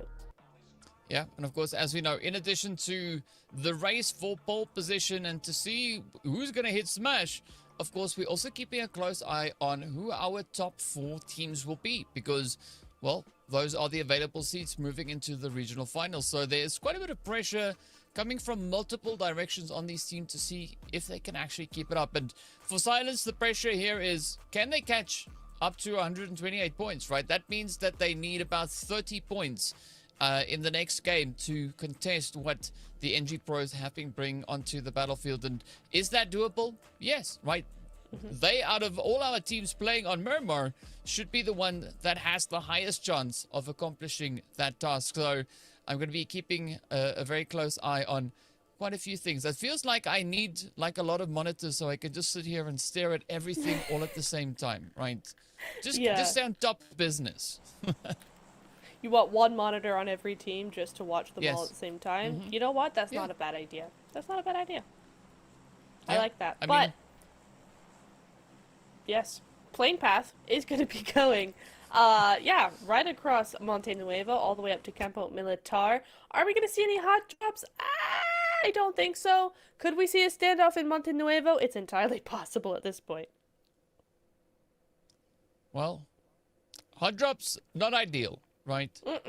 Are we going to say no to them if they do happen? Also no. Also no. But yeah, we love to see the pressure and the insanity coming through here. Of course, the only reason why we say hot drops are not ideal is because for the teams, right? It cuts their play really short. Unless it's on purpose, then hey, it's a tactic. We will never really truly know if it is on purpose or if it is just by happenstance. But either which way, we do see the teams now starting to touch down, and we can hear the cacophony of shots that are about to start happening as we are up in Monte Nuevo. A spot that I'm always a little bit surprised with, because usually this results in a bit of a lull, right? Unless the teams look to change the pacing up, right? Unless they choose to get aggressive, Monte Nuevo usually is just a spot where teams come to wait until phase number 3 or so. It is true, and it's a difficult spot. I always love Monte Nuevo to play, but to have a hot drop here, to have a standoff here, it really is the death knell. It's this one, and also in Picado, the red buildings there. It just means death no matter what. Even if you win out the fight, you're gonna go down to the zone eventually. So it's kind of a lose-lose situation coming through here. But for now, let's see who's gonna be the real loser. As Olimpo might just go down here, and that is a resounding absolutely go back to the lobby from whence ye came. It might be NTX Nucleotide to actually follow forthwith there, as 7 Deadly Sins going to be grabbing those points away from them. Kratos able to get out on his own, but there is no recalls here, DK. That is it. Kratos is got to be a solo from here on out, and we're 2.5 minutes into the game. Well, let's see what is going to happen. As, well, we know this is Roma, so no opportunity to bounce back, right? If you're out, you are out, and that is it. You have to wait for the next match to try and secure those points. But this is going to be the play here for Resilience, right? They want to try and survive as long as they possibly can. They need at least 12 points to unlock that smash point. But here we go. Is it going to come at the expense of Silence? Well, not if they have anything to say about the matter. Ooh, but Dagas is going to get dropped on down and confirmed. Very swift moves coming through from the side of Resilience. Molina, got to watch those health bars. Milcriado on the opposing side there, getting swept away. Madion now also bleeding out. Let's see, can Molina pull anything off here? So low with health. But a lot of that pressure now has turned from Resilience, or rather from AFL, onto the side of Resilience, right? Because we know they are pushing to try and catch up. But so far, it has resulted into a very shaky start for them here on Miramar. And what a shame that is as well. Molina, the last man standing here. This is soul crushing. It really is for Resilience. They've had such a good couple of days. They've had 2 really good Miramars as well, and that's just going to be it. Tickles away the last bit of health, and all they could do was sit there and take it, honestly. So that's going to be them out in 14th position with 1 point on the board. No smash point achieved here today, or in this game at least. They're going to have to try again in the next Miramar, if we even have a next Miramar. Yeah, but now goes my question, who went out, right? Was it, was Resilience out, or was Olympo the first one Olympo were to the get first taken down? Because I mean, it was such a hot and sweaty play, right? It's sometimes a little bit tough to keep track of who went where, as the teams now are going to be waiting to get themselves through this looting phase and onto the next bit, the next leg of the race. It does seem like Monte Nuevo is kind of going somewhere, I don't really know, but 7 Deadly Sins are starting to disengage as they are heading further and further south. But here we have it though, right? Teams now in an opportunity rather at hand to get themselves set up in anticipation for that coming phase. Team Entity as well, actually looking really, really nice, right? Look at that great big split they have. Okay, yeah, it's not ideal because it's very far apart. It's split way too far for any real plays to be made there. But still, the amount of ground that you're covering, the amount of just information that you're able to gather, because you don't even have to shoot at teams, you know, to get that information. That area, especially over towards that east side, over towards those warehouses, is a big thoroughfare for rotations to be made. That's a very popular area for rotations in and out of zone. So for that split to happen, they have to really think about where those teams are going to rotate. So I love this positioning from them. Well, let's see how we're going to love what Overrated are doing.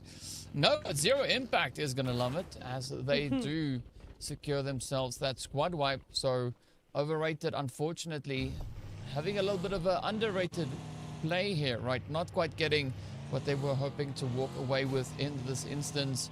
But that is kind of just the way it goes. And of course, with 12 teams left, the pacing is kicking up quite a bit, right? We've already lost 3 teams in just the first few minutes of this match. But are the teams going to keep that momentum, right? Or will we have a little bit of a quiet time as we get into stage 2 to 3? I'm guessing we're going to have a little bit of quiet time. The flip side of having a lot of action in the first half of the game is that there's a lot less teams now to actually create chaos later on. So especially on such a big map where there's a lot of cover to make those rotations, I think having only 12 teams in stage 1 rotating in rather than 15 is going to be a big sort of signal that we are going to have a quiet mid-game here. Well, here we go. Quite mid-game. Yeah, that could definitely be something. I don't know if that is going to be a great thing, but I hope the teams prove that wrong, right? Sometimes that is just the way that the rotations work out. Nucleotide, of course, unfortunately down to Kratos here. This has brought in quite a bit of a change up to the way that they can progress throughout the remainder of this game. But who knows, maybe Kratos is going to be the one from God of War, right? Just comes in here and just goes absolutely crazy, does some amazing things. And of course, only time will tell us exactly how that one is going to pan out. Meanwhile, Blackstorm, they're going to look to play for an elevated position. I don't understand why, though. It's not in zone. So they're just using up fuel here to get up to the top, and then that's it. Huh. Yeah, that was it. Wait. That was it, but Entity, having a little bit of an altercation with Team Liquid as Blackstorm. Ooh, the red dot AK from that distance is choice, but Samaro is going to go on down as Entity trying to rectify the situation that's happened here. They do have one player down. Ooh, Nexus, don't be the next. A Psycho might just have to go out here, but it does look like Nexus and crew are actually going to try and keep him away. That's really interesting. I mean, that was very bold from Entity to roll up in a buggy and a vehicle when clearly Liquid have the upper hand, right? But Ashley's just allowed them to come on in. Top now goes down for Liquid. So that's going to be another player from Team Entity freed up and able to help out here. Psycho will get taken back up, so he's good to go. But Ashu now as a solo, I'm very surprised at that. I mean, I know he tried to get those sprays to connect and it didn't, but he, in my opinion, he kind of gave up very quickly there. Yeah, I mean, sometimes you just gotta weigh up your options and decide, is it worth the effort, or maybe go for a different strategy. And well, they made they made the call, made the decision, and now they have to go with it. And of course, in the meantime, we'll look to see where the teams are going to look to get themselves situated. I was wondering why Hollow is driving so slow, and then I saw that back left tire is not quite what it should be. That's why the vehicle isn't going at the speed it is supposed to. But meanwhile, looking back in towards the zone, AFL, Entity, and NG Pros already well situated. They, of course, are going to try and just improve that position as the zone progresses. But now the rest of the lobby looking to roll on forward. Yeah, they are potentially looking to kind of just roll in onto the plate for those squads, right? NG Pro getting ready to start the altercation there with the side of NH as Nepali moves in on towards that eastern side and pulling right up in their direction. It's interesting that they've decided to stay in the blue zone for so long, right? Yeah, they don't have that far to go. It's 800 meters, but still, that's a pretty big jaunt as we're getting closer and closer to that mid-game phase, especially in the last day, right? You don't want to play too carefully because we've seen time and time again that just does not work. Wizard, however, might want to be a little bit more careful as NG has found his location, and that's going to be Nepali Wizard trying to get some shots, some decent shots, but smoking himself up immediately, and yeah, an instant rotation there from him. He's got to relocate. There's no way he can stand behind that rock for very much longer and stay alive. Yeah, wise decisions being made here. I like this approach coming through from Nepali, right? Just quickly just dipping over onto the side, using the compounds to get a slightly stronger position as they move up. But will the entire team fit in there? I mean, this, of course, is a somewhat decent stopover, but they still have quite a bit of ground to cover to get themselves into that next zone, as we have seen it shift down on towards Graveyard. So for Zero Impact, that's an easy decision, right? Just push straight forward, get yourself situated, jump up on the roofs, and try and cover the angles. I love that the zone has actually gone down to Graveyard, because this makes for such an interesting end game. Not only are a lot of these teams on the north side, so that's going to create a lot of tensions on this side, but Graveyard is super open, so anybody who gets that is going to have a real field day as those teams, the stragglers that are left after all these fights on the north side start coming on in. AFL, DK, they've got the great position here. These warehouses are super solid. That's really hard to get anyone in them. It's really hard to attack, but if they have to move out, it might just be a little bit more of a sticky situation than they're bargaining for. NG, in the meantime, are going to be the ones to look their way, while over in Graveyard in the church area, we do have Entity and Zero Impact. Well, here we go. Is this going to be the time to shine now for Zero? As we know, previous match, a little bit of a bumpy ride there. Right, didn't go according to plan. All too much for them. So, will they look to bounce back a bit stronger coming into our third match here of the day? Good angles. I like what both teams are doing here, right? Entity trying to keep very limited angles available onto them, but in doing so, they too find themselves with limited angles over on towards that church. They just gotta wait and see how the situation evolves, and if any other teams could maybe look to venture into the area as well. Meanwhile, up north, it's going to be NG Pros now going toe-to-toe here with, I believe this is Abyss. No, that's 7 Deadly Sins pushing in. Butcher, the first one to get met by the nade. Kiddo just locking it in. Quick little vault out the window, getting downstairs. Beautiful lineup. But can he now get that clean sweep? The push is in. A lot of mobility from the side of 7 as Kiddo is absolutely on fire. Backup only now arrives. Kiddo saying, you know what? It's fine. Just keep on bringing it. I will look to fight. And, ooh, Benny tries to send out a nade, but that molly does get the better of him. And here comes AFL getting drawn to the fire like moths to the flame. Oh, Sam, you know better than that, than to try and get that knock finished at the expense of your own life, especially when you're only a solo. But big kudos to NG there, to Kiddo. Doing a little bit of the, who was it? I believe it was Falak in PMGC and PMWC. He loves his short-range nades coming in clutch there. Just super short range, and we're seeing that again here, and it does work. It's surprisingly effective. So big GG's going their way. They do live another day. Love that Lux has got this 1-3 split going, just trying to get any information they can before making the big the big rotation. But the my goodness me, the control here from Ashu. Solo V G18 from Black Storm just sitting out in zone.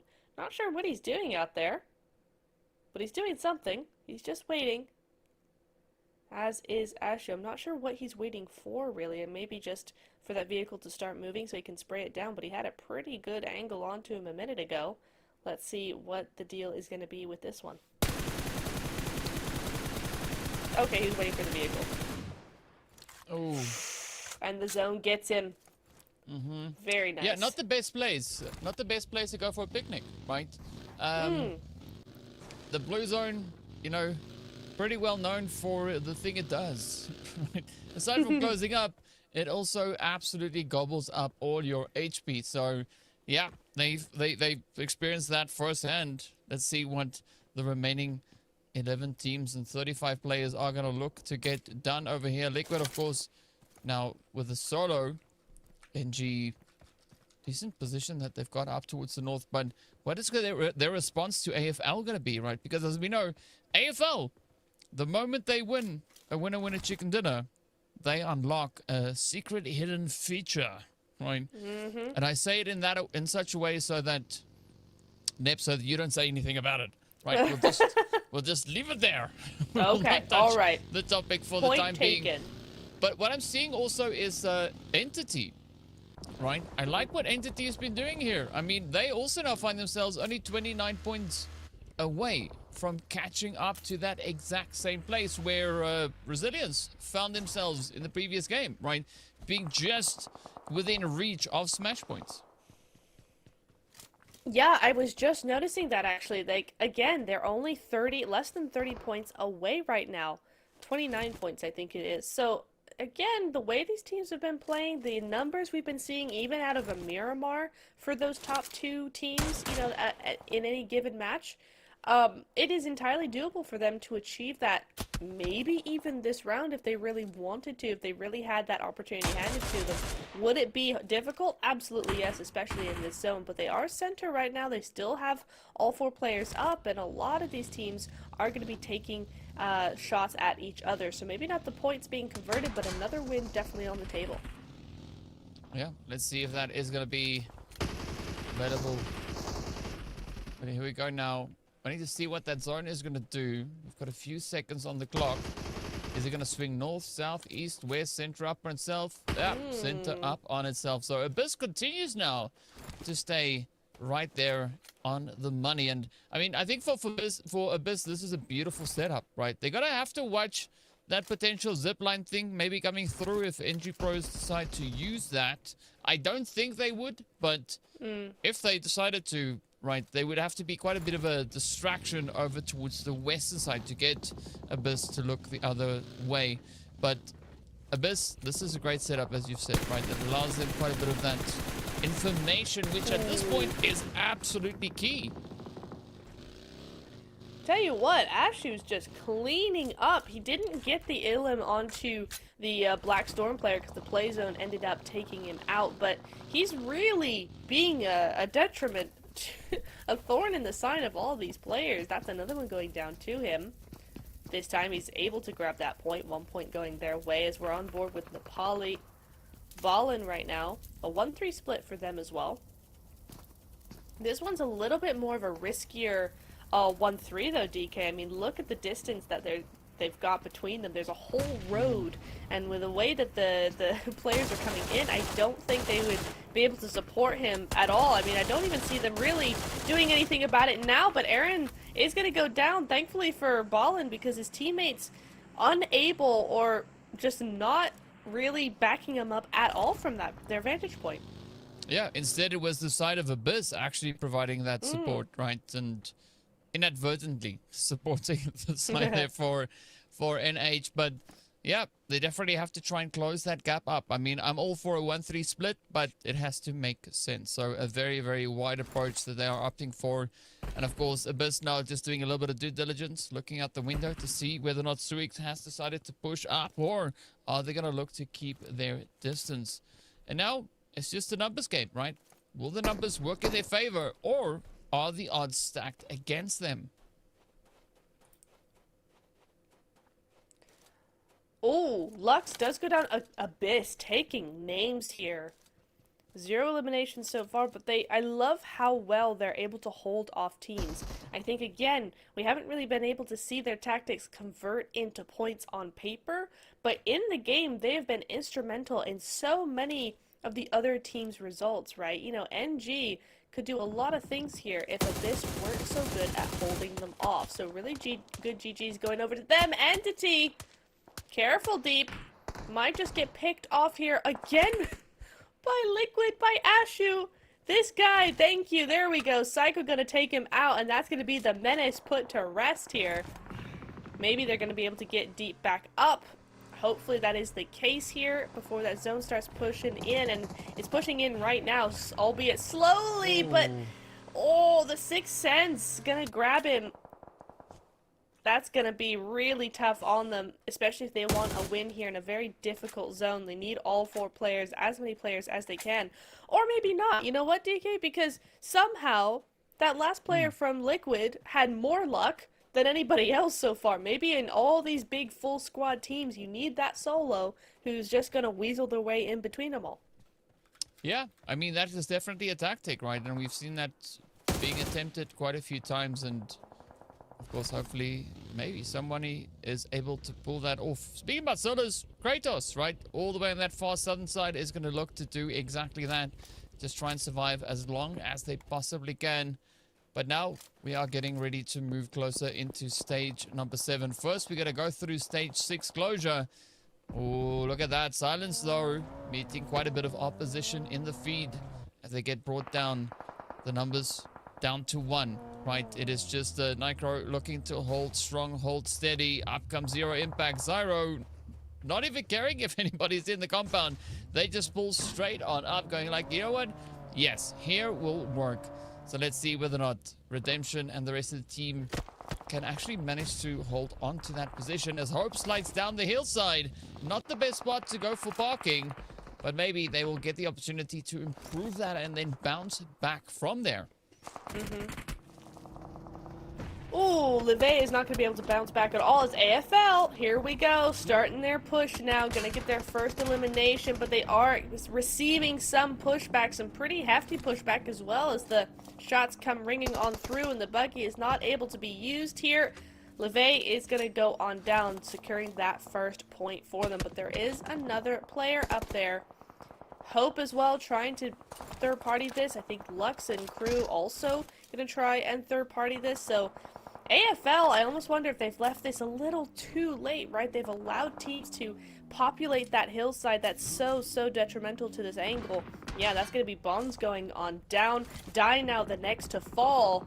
I don't like this at all from AFL. This feels very much like a team that just isn't sure that they want to play aggressive, that suddenly is too afraid to play as aggressive as they have in the last 2 days because of that smash rule they now have. Yeah, I mean, it could very well be, right? But there's a lot currently cooking over on their side as, well, at least they are able to bring themselves back up onto a 3-piece. And I think the big thing here for AFL is to hope that the rest of the lobby finds a way to get distracted, right? Because this is not a nominal angle for them to try and take as, well, Die is going to try and push for that approach. Coming really close to Vinico here, just flying on into the side. Shotguns come out, and out goes Die. Vehicle in flames.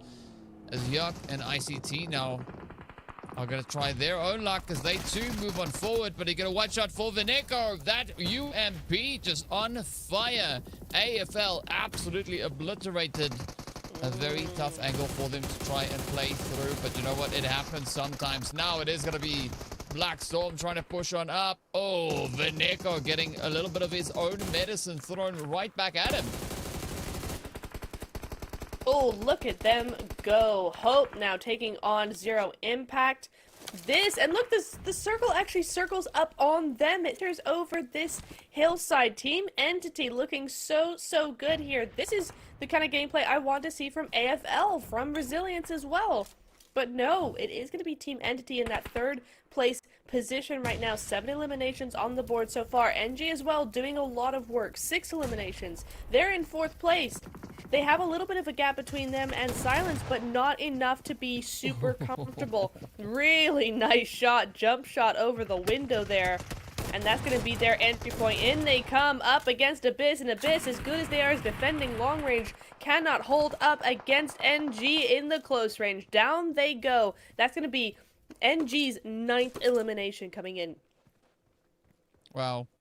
I mean, they are definitely trying to bring everything they can onto the battlefield here, but will that be enough for NG to try and play catch up? Of course, they want to try and essentially swap places with the players there from Team Entity, but Entity also still keeping their presence rather hidden for the time being, and I think rightly so. I mean, all the teams that know they stand a chance to make any major moves here are approaching with a lot of caution, as they don't want to risk everything just yet. Now, Hope up on the high ground, looking to see if they can spot any angles. They do find Zyro. Out they go. Quick and efficient. But still, 6 teams remain. And this is where it starts to get quite sticky. As you can see, Nexus getting found out. 6 cents here from Zero. Looking to be the hero of the team. Trying to carry that torch as far as they can, but the shots could start connecting on up. No more element of surprise as the barrels are going to start pointing right over in his direction. Yeah, Entity now starting to get a little too overconfident. That solo push out, I can see what they were trying to do, but it wasn't backed up enough, and it ended up just being a 1v1 where there should have been a 1v3 there. It's unfortunate, but at least Entity still have 2 up. NG now up to 10 eliminations. Entity still with those 9, but if they can hold on as a duo here, if they can just keep this position to themselves, I think they can just kind of wait for all of these teams to push into each other. That's all they have to do, is spray enough so that the likes of NG, the likes of Suix don't want to come any closer and are forced to look to each other for that little bit of grounded zone. I mean, that would be ideal. for the side of Entity. But let's see how this one is going to pan out. I mean, Entity, they're just trying to stay in that zone as long as they can, while at the same time not being too close that they put themselves in danger. But NG is now going to pose that threat over to the players from Entity as the full send is there. They want to regain control of the zone, and they are going to look to take it from the hands here of Team Entity. Hope is down. One player left. The pressure is pretty high as Psycho just looks to wait out the rush coming through, but unfortunately Team Entity cannot hold on. Down they go. It's going to be a 6th place finish for them instead. That's still at least, right, 9 points coming through from those eliminations. NH, the next one down, as they are going to be stepping up in 5th place. And yeah, a very interesting turnout that we are looking at here. I think with that elimination of Entity, I think this is an NG win. I mean, you look at the split they've got going on, a 1-2-1 split on a couple of different hills here. I think that's gotta be the winning deal here. A 0 impact 6 cents. He's gonna try and do something here. Suix getting picked apart through windows, no less. That's kind of crazy. But either which way, that's Suix and Silence both in those warehouses with just NG able to look straight on top of them here. They also know that 6 cents is down here, and they're going to try and go around. So this is more what it should have been from Entity, right? There is that support from up top, but now they're moving around, not in that vehicle. It does get knocked down, but again, the support is there, and that's what got rid of 6 cents. That's what kept NG up as a full squad. That's going to be Silence now going out, and it's just them versus Suix. 3v4, as it will soon be. But I doubt that Suix are going to be able to get away with it much longer. Luis going to go down, and that's going to spell disaster for them now.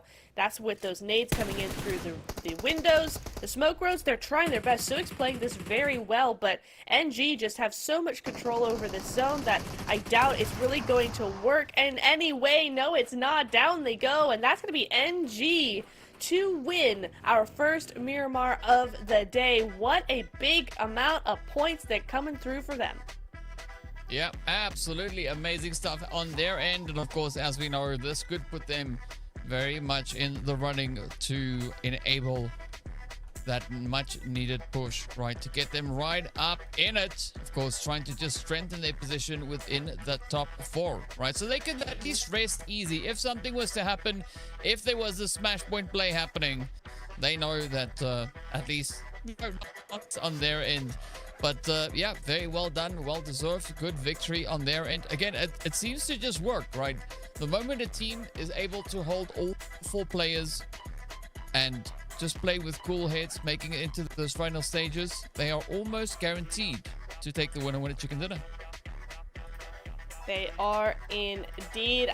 That's what NG did, what Entity should have done, and but it just goes to show that Entity, as good as they have been and as well played as that game was, there's a little bit more that they could be doing to just secure those wins, you know, not overextend and just play a little bit more together. But NG gonna be taking this one home in style, hopefully for them securing that top 4 position. Remember, they were only a few points ahead of Silence, and the way that Silence were, you know, still solo, but still in the top 3 of that last game, NG really needed that win to be backed up with a bunch of elims, and I think that's got to be the games. So that is exactly what NG needed to feel a little bit more comfortable for the rest of the night. Well, we'll find out soon just how comfortable they can be here. But of course, you can never be truly too comfortable, right? Looking at the pacing that the teams have been bringing into the battlefield here today, that's definitely not an option, right? You need to keep pushing. You need to keep playing. Even AFL, that have no reason to stress, finding themselves fighting quite a bit of an uphill battle, right? So that is evident across the board for almost every single team competing right here. And as we know, it is the big race for the top 4 slots to see who will be getting the tickets into the regional finals. But speaking about which, though, NG Pros, right, they brought quite a few points on here. 17 eliminations. Again, quite aggressive play that they opted to go for. And I think good timing. Excellent timing. Yeah, it marks the halfway point in the evening. Only 3 more games left to go. So that's assuming that Smash rule does not happen, right? So it's 3 or less matches to go. So NG absolutely needed this win in their bag just to make sure that they secure that top 4. I'm pretty sure now, DK, we can safely say, I mean, we have to look at the leaderboard, of course, but with these points, I'm pretty sure we have our top 4 now. I think it's pretty much secured. It's really just about if there's going to be a Smash rule coming into play, or if any of these other teams are going to have massive games that pushes them way past that 4th place mark. Yeah, that's going to be the big decider, or the big thing rather, that we are going to be looking to see, and answers on that very, very soon. But yeah, a good performance overall. The big question is, who are going to be those takers, right? Who are going to be the ones to walk away with their heads held high? Of course, we don't know just yet, and hopefully we'll find out very, very soon. But either which way, we're going to see who is then sat over on towards that the second page rather, side number 2, as we hop straight up into that. And of course, this is where we can see the rest of the team situated. Olympo overrated, and Nucleotide unfortunately getting sent back empty-handed for this one. Yeah, time's running out, right? So whatever the teams have not yet been able to secure so far, it's becoming more and more challenging. And of course, I think also with regards to the mental pacing, it's becoming more difficult to kind of bounce back, right? If you've been having a pretty tough day. Yeah, it is harder and harder, and some of that is just because we've had, 3 days of games now where, it's getting a little bit more tiring. The players are starting to fade perhaps a little bit, but also because we've only got so many days, or so many games rather, to make up for a bad game. Where yesterday we had, oh, it's fine, we still got 8, 10, 12 more games to go. Now we only have 3. One bad game can ruin your chances at a top 4 given the amount of games that we have left. So that's going to be a big factor coming into the pressure and the mentality of these teams. Not for Blinky though, he's MVP right now. 6 eliminations going out to him. Still a decent chunk of health getting taken out there, but it's no problem for him whatsoever. He's ready to tank it and bring his team to victory. Yeah, I mean, good performance on that end. Not a lot of tanking having to happen on that side. Not too much of it though. But of course, speaking about tanking and things like that, we are still having to play through one more Miramar, right? The desert is almost done. The first one happened. Now the last one is going to look to come in hot. And of course, yeah, upsets could be happening. They could be lurking just around the corner. So quite a lot to look forward to. I mean, we are waiting to see whether or not Alpha Legends are going to win by Smash, or will we see Resilience or NG Pros catch up to that Smash point and maybe then be the team to take that play. We don't know just yet, of course. We will hope to find out soon. What better way to get that done than taking a look after the break? So stay tuned and we'll be back with you in a short few moments.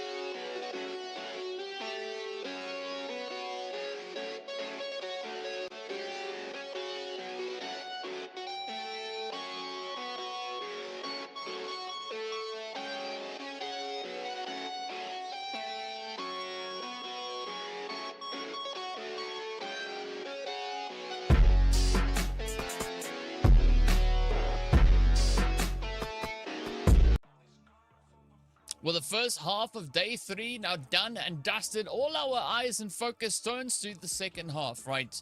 3 or less matches. That's what we've got left. 3 or less. And it's all going to rely on how our top teams are going to look to perform, right?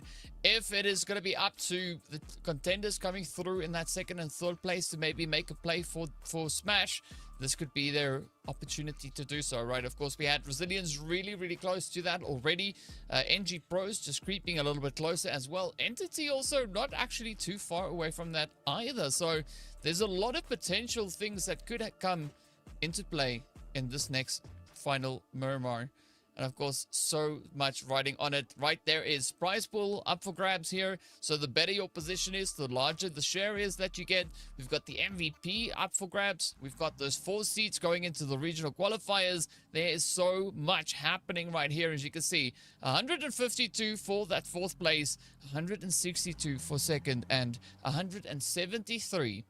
That is the target, right? If you want to hit Smash rules, Smash points, that is what you need to go for. You need to go for gold. And of course, one team now has the opportunity to pull it out of the bag. All they need is a winner chicken dinner. They need to turn that 3 into a 4, and they will win the event. Oh, so much pressure, Nep. I'm like, still, I just hope somebody pulls it off. I just want to see it.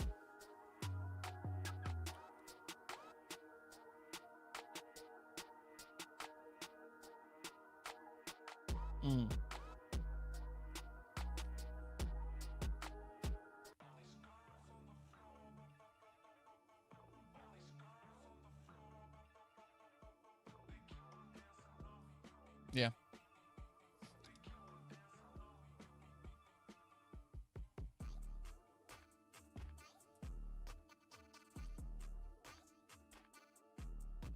Exactly.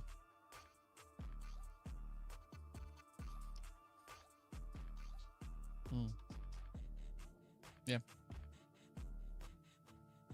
Yeah. I mean, so far, the top 4, pretty solid, right? If Silent Esports or Zero Impact want to try and catch up, they're going to have to play the next 2 matches almost perfectly, right?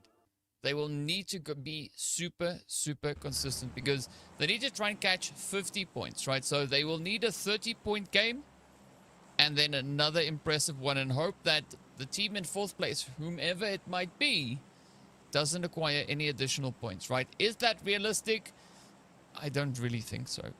So, is that going to be super challenging and mind-blowing if it happens?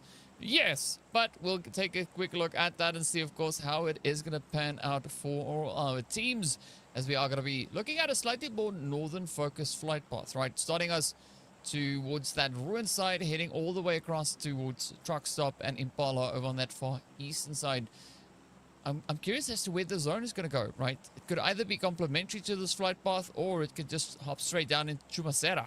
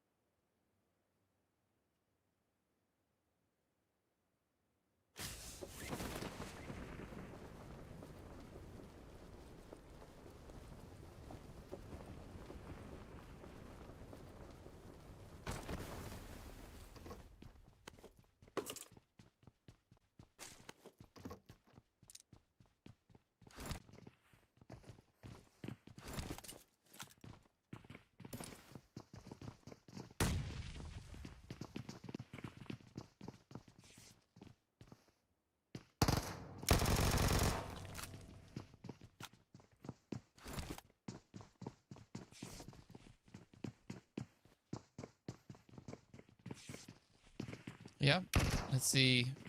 Can they get it though? I mean, quite a few interesting plays that we've had so far, right? Teams definitely looking to surprise us with their different tactics and strategies. But is this going to be an opportunity now for Liquid to get the job done here? I mean, Abyss, I like this bold approach that they are bringing out here, right? They just try to be an absolute menace to everybody in the lobby. But unfortunately, Ashu not going to let that one slide for free, as it is now up to a solo over on the side of Abyss. And yeah, unfortunate for Abyss, but you know what? I think they out here, they're having a bit of fun, right? Trying to play for some upsets and also at the same time look to see if they can add more moolah in the bank.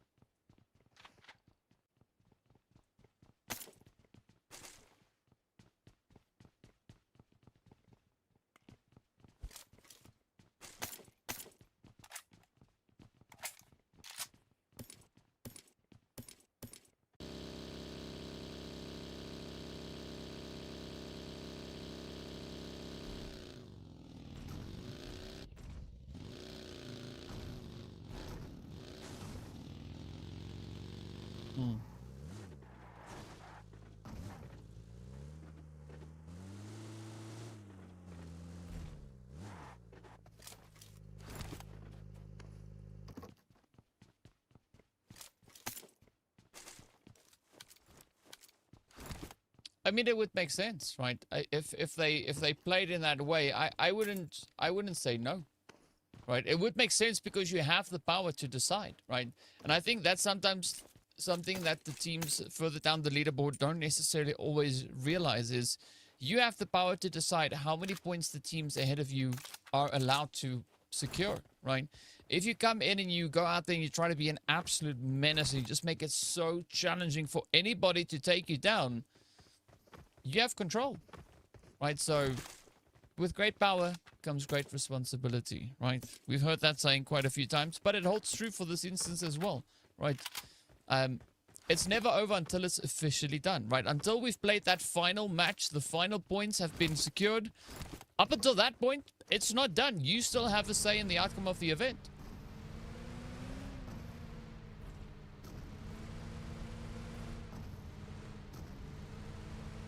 Have I been muted this entire time? Hello, everybody? Oh, goodness me. Hi, guys. Welcome back to Miramar. I've just... just for the little bit. Okay, great. Love that for me. Well, it had to happen at least one time. Hey, everybody. What's up? What's good? We're just, you know, having some really great conversation points here that you've only heard one half of anyway. Liquid, oh, see, I did see this on the map, though. DK. Entity moving in onto Liquid's position. They've moved in onto Hacienda, and that could be huge, right? It could go either way, but it looks like it is going in Entity's favor, and that could be some really good early points to pick up and continue that climb to make 4th place safe for them. Well, let's hope it pans out successfully for them, but in the meantime, it is going to be a nucleotide. Now finding themselves in a bit of a standoff here. Kid at the hill, not the easiest position to play from, but Nuke is going to get absolutely slapped as the shot comes through. The rest of the team still out in Al Azhar, just going to be sitting back and holding on, right? But now, will they look to avenge their teammate? It seems to be the case here. But this could be an opportunity for Seven also to lock in points. As we know, both these teams are side by side on those standings in 10th and 11th place. Liquid, though, getting the jump over onto Psycho. Ooh, something is happening. Liquid only a 2-piece, though, so they need to be very selective with how they look to engage. It is going to be Samara and Top looking to double the performance here for Entity. Top. Beautiful hit there on the money. DBS coming in clutch. Can he get the jump shot? Can he get the slam dunk? Wow. So far, he is really going for it. And it is now a 1v1 showdown right here in Hacienda del Patron. Top doing absolutely phenomenal work. Love the upset. But can Entity bounce back, right? Can they oppose the assault coming through here from Top? Oh, it's going to be a very close one. Hope finds a bit of a cheeky angle. Top now realizing they need to get a little bit further on down. One utility could maybe save the day, but none of that is in the bag here for Hope. As Top now pushes up, tries to cancel up that res. Up comes the shot. He's got to watch out with the hits, and down they go. They get toppled on down. Liquid Esports looking to play the upset onto Team Entity. Okay. DK, I need the floor for a minute. I have so much to say about this. Okay, so we saw them do basically the exact same thing in the last Miramar where they went out to NG, right? And they overextended onto that solo. One time it's a mistake. Twice y'all need to change something because that's happened again. Psycho overextending again gets knocked. After that, it gives Liquid the opportunity, the window to just push in, and then all of a sudden they're everywhere. They're all over the place. Entity were just 4 solos in different areas, and that is disrespectful. All right, we're just gonna empty the entire mag, minus 2 bullets. Oh my god, my OCD. Just shoot the extra 2 bullets, please. Okay, no, never mind. He's gonna just change it out completely, but that is bothering me. Anyway, 7 Deadly Sins gonna go out, but Team Entity, that they had every reason to win that, and they still lost, and that is rough. What is also rough though, DK, is that hard shift zone down to La Bendita. That is going to be really hard on a lot of these teams. I think the teams on the northeast side, they're going to be just fine once they finish whatever fight is about to go on down. They'll have a pretty easy entry into zone. What I'm looking at is, of course, that northwestern side. So many teams in that area, so not a whole lot of room on that side. Yeah, but you know what? Sometimes not a lot of room is sometimes exactly the thing you need to kick this into high gear, right? Quite a few teams now could make some drastic moves just in the single match. Let's see which one is going to look to unlock that. Could be NG Pros, could be Resilience, could be AFL. Any one of those 3 teams could make something magical come into play here. But now, it is going to be NH, right? They've been pretty consistent so far today, right? Trying to find a little bit of pacing every now and again, looking to, you know, bring the upsets where possible. But I'm curious just whether or not they will be able to push it that extra bit further. I mean, the points need to go their way. They need to find those angles. And of course, once they can climb up the rankings, that means a little bit more money in the bank, as the prize pool is also still very much in play here. But up comes Ballin and the rest of the team just getting themselves out of the blue zone.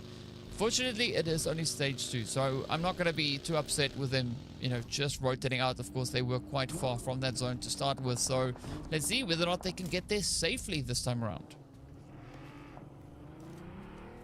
I like how AFL are playing this. They're still being cautious, but there's a lot more movement coming in from them, right? Maybe that's just because they haven't found the compound like they found in the last game, right? But I like that this is a little bit more proactive, a little bit more information seeking of them, and maybe having realized that what didn't work yesterday, or sorry, in the last match, was the kind of sitting still and waiting.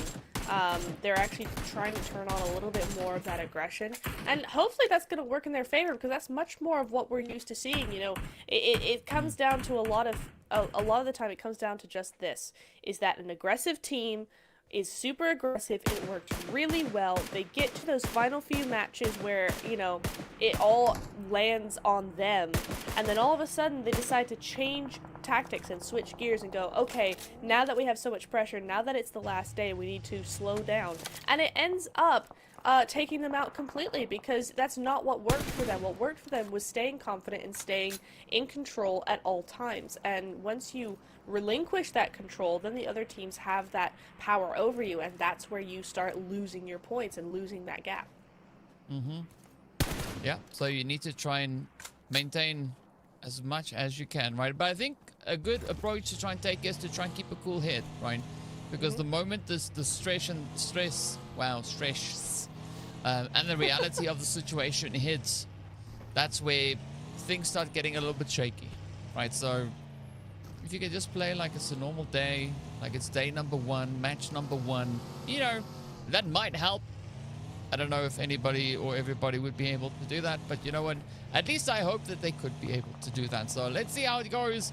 Now, the team's going to continue to push further and further into this 3rd stage. We're about to hit that closure as well, and this could bring quite a bit of excitement in along with it. The 3 teams, though, that could make a big difference to how this game turns out are yet to show us what they've got, right? We've not seen a single elimination go to any one of the top 3 squads for the past 12 minutes. And that is wild. I mean, I suppose it is Miramar. They're going to be a lot more spread out. That hard shift as well. Those teams have decided to go in super early, so they've avoided a lot of that fighting on the edge of zone. But still, to have 0 points at this stage of the game in this lobby, if it was any other lobby, I'd be like, yeah, that's par for the course.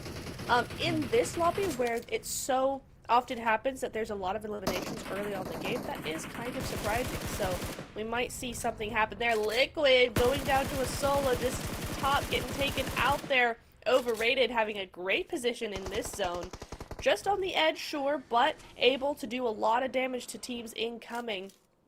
But then themselves have to watch out, because I think that's Silence over there as well, just trying to get a little bit of that third-party action going. Ballin's going to take out one of the NGs, so that's going to be tough for them as well. Down to a trio, still no eliminations, and third place looking pretty safe, but still rockier every time that they lose a player. Yeah, I mean, but they're okay, right? They're actually kind of okay. They're 7 points away from catching that second place and bringing in the upset. But I gotta say, I'm pretty impressed and pretty pleased with what Liquid has been doing so far in this game. 8 eliminations up, right? They've moved up places. Of course, they started down in 9th, and they've been able to swap places essentially as they are continuously trying to improve their overall standing. But here we go. Zone 4 about to come to an end, or rather about to come on in as we look at the final few moments of stage number 3. Overrated though. I was about to say they have a nice opportunity to just assess the zone, but off they go, making a bit of noise. That is going to draw some attention to them. And now with Silence ahead of them, they might not be too happy with the outcome of this. Unless, of course, they find a way to sneak in between Silence and the players there from Resilience. That's not going to be easy to do. This whole crater is so tough to maneuver. Silence might just have to move around. Oh, but there's teams on either side of them. Oh, and the classic stuck coop. Oh dear, Olympo, that's not what you want to see, especially with Blackstorm right on your heels. Oh my goodness, he was trying to just get out of dodge, but it's not going to happen. The rocks said no. The terrain said, I don't think so. You will stay and you will fight. And Charlie goes down to the play zone there. This is... Oh, the nade's coming up over the top. Oh, it is game over for Pierre. There is no way. Absolutely no way he survives this. Those nades coming over the top. The trio moving up over that ridge. Down he might go. Faceu goes down, actually. And Pierre is the last to fall. Olympo standing no chance there. There was nothing they could have done. But now, DK Blackstorm have to move out very quickly. That zone is moving in. Sure, that new play zone is not far away, but in stage 4, this zone's going to start to trickle that health pretty quickly. Yeah, look at it go. Yeah, it's a tough one, right? It's not a tickle. It's a little bit more of an aggressive push coming through the blue. Meanwhile, Overrated over on that southern side also now have to face the music as they too start to squeeze on in. They do have Liquid currently sharing this position with them here. NG going to be rocking up as well. Liquid, just that solo, going to try and stay hidden. And now it's like, how dare Overrated pull up to me? It's like they're going to be drawing all this attention, especially with NG just looking over on the edge there. This could be quite a bit of an upset. I don't know if Karma is even aware of Samar's position here. Samar, I think, just counting his stars, he goes so far. It actually worked out. Karma is going to be continuing to roll on through. NZ now finds a spray over on towards Killer there. Oh, Lux coming in with a Deluxe jumping. But is NZ going to be locking it in? Lux goes down. Spark with a beautiful hit. And it is just absolute chaos. Blinky now, the last one left. This is not the play that NG was hoping for, but OR, all their hopes and dreams now could get snuffed out by the blue zone as Spark is trying to push on up. Blinky, is that nade gonna reach? Not quite. It bounces backwards. The follow-up nade, though, could be the one to seal the fate. The angle is there. Does the damage find its way? No, not quite yet, but look at that nade. Right in his face. That's the third knock Blinky's gotten with a nade on this team. He's 1v3'd with grenades only. Dagas now is trying to take away those eliminations, so not all of them are going to go towards Blinky. In fact, he's got 0 eliminations so far. There we go, the first one getting taken out by the play zone. But my goodness me, Blinky, those nades were incredible. Now he's up against Silence.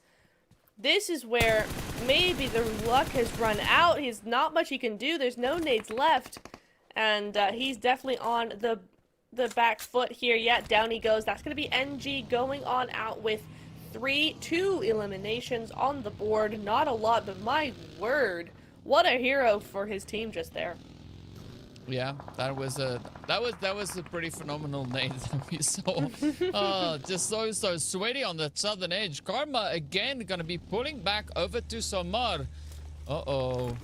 Samar might not survive this one. Maybe Karma won't survive this one. We'll see pretty soon. Yep, that was Karma getting taken out as they pushed over onto Samar.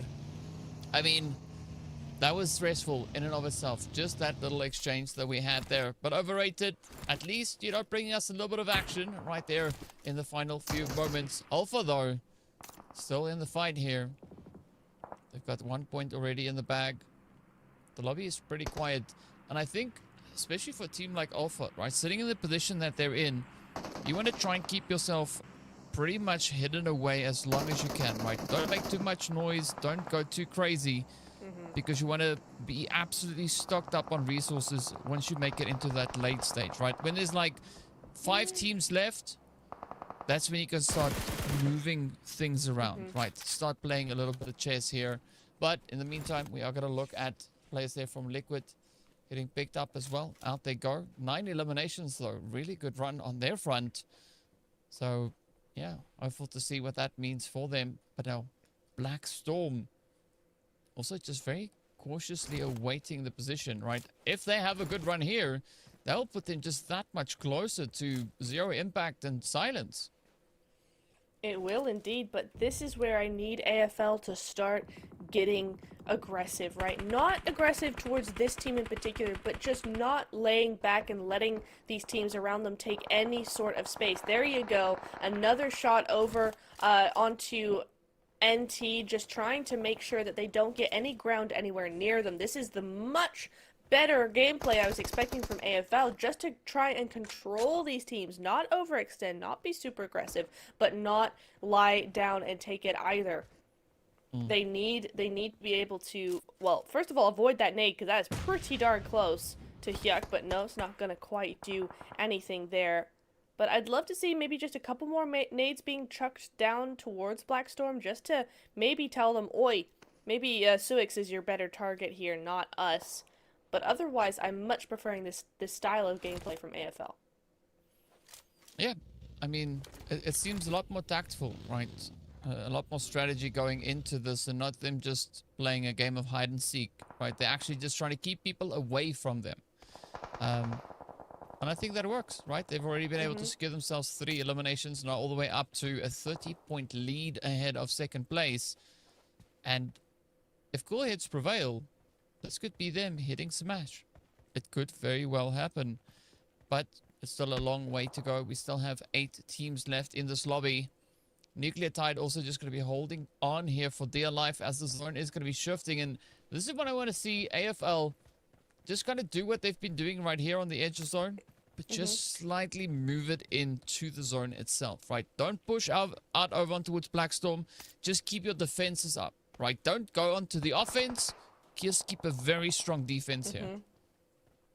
Exactly. Especially as they're going to start to have to move into circle a little bit. Thankfully, the zone hasn't gone too far away from them, right? So they can just move up and over, but still, it's such an open piece of terrain here that they have to make sure that everybody on their side is completely taken care of before they can make that move. So they've got to be very strategic with how they play this. They can't take all these fights at once, so they're going to have to push teams into each other first and decide which teams they can actually go up against. It looks like most of their attention is going to be onto Black Storm, which makes sense. However, they can't forget about NT in the background. They can't forget about Nepali as well. Also here, these two solos might just try and do some serious harm if they're not careful. Yeah, they need to delegate that damage, right? They need to try and, as you said, right, get other teams to fight instead of fighting them. Now, up comes Taxi here, as Axel is going to try and play for positioning. Ooh, okay, not a bad rotation, at least with regards to AFL, right? Up comes Vixtu. Black Storm now looks for an opportunity, but they are getting spotted and pressured from behind. The shots now just heading in their direction. The full send about to descend right down upon Black Storm. You just see LeVay getting picked up there as well. Vixter now the last one left for the squad. Ah, Taxi getting caught in the fire here, but it is going to be a quick push. Could still close it out, but unfortunately Aaron is going to be one to snuff them out. Off they go. Match done and dusted. Ooh, Black Storm getting taken out as well. I mean, I like where this is heading here.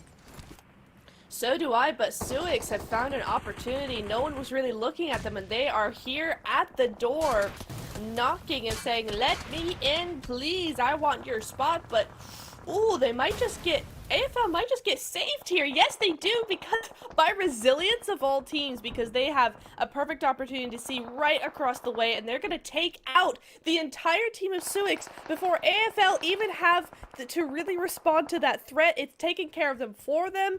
RTP are like, here you go, bud.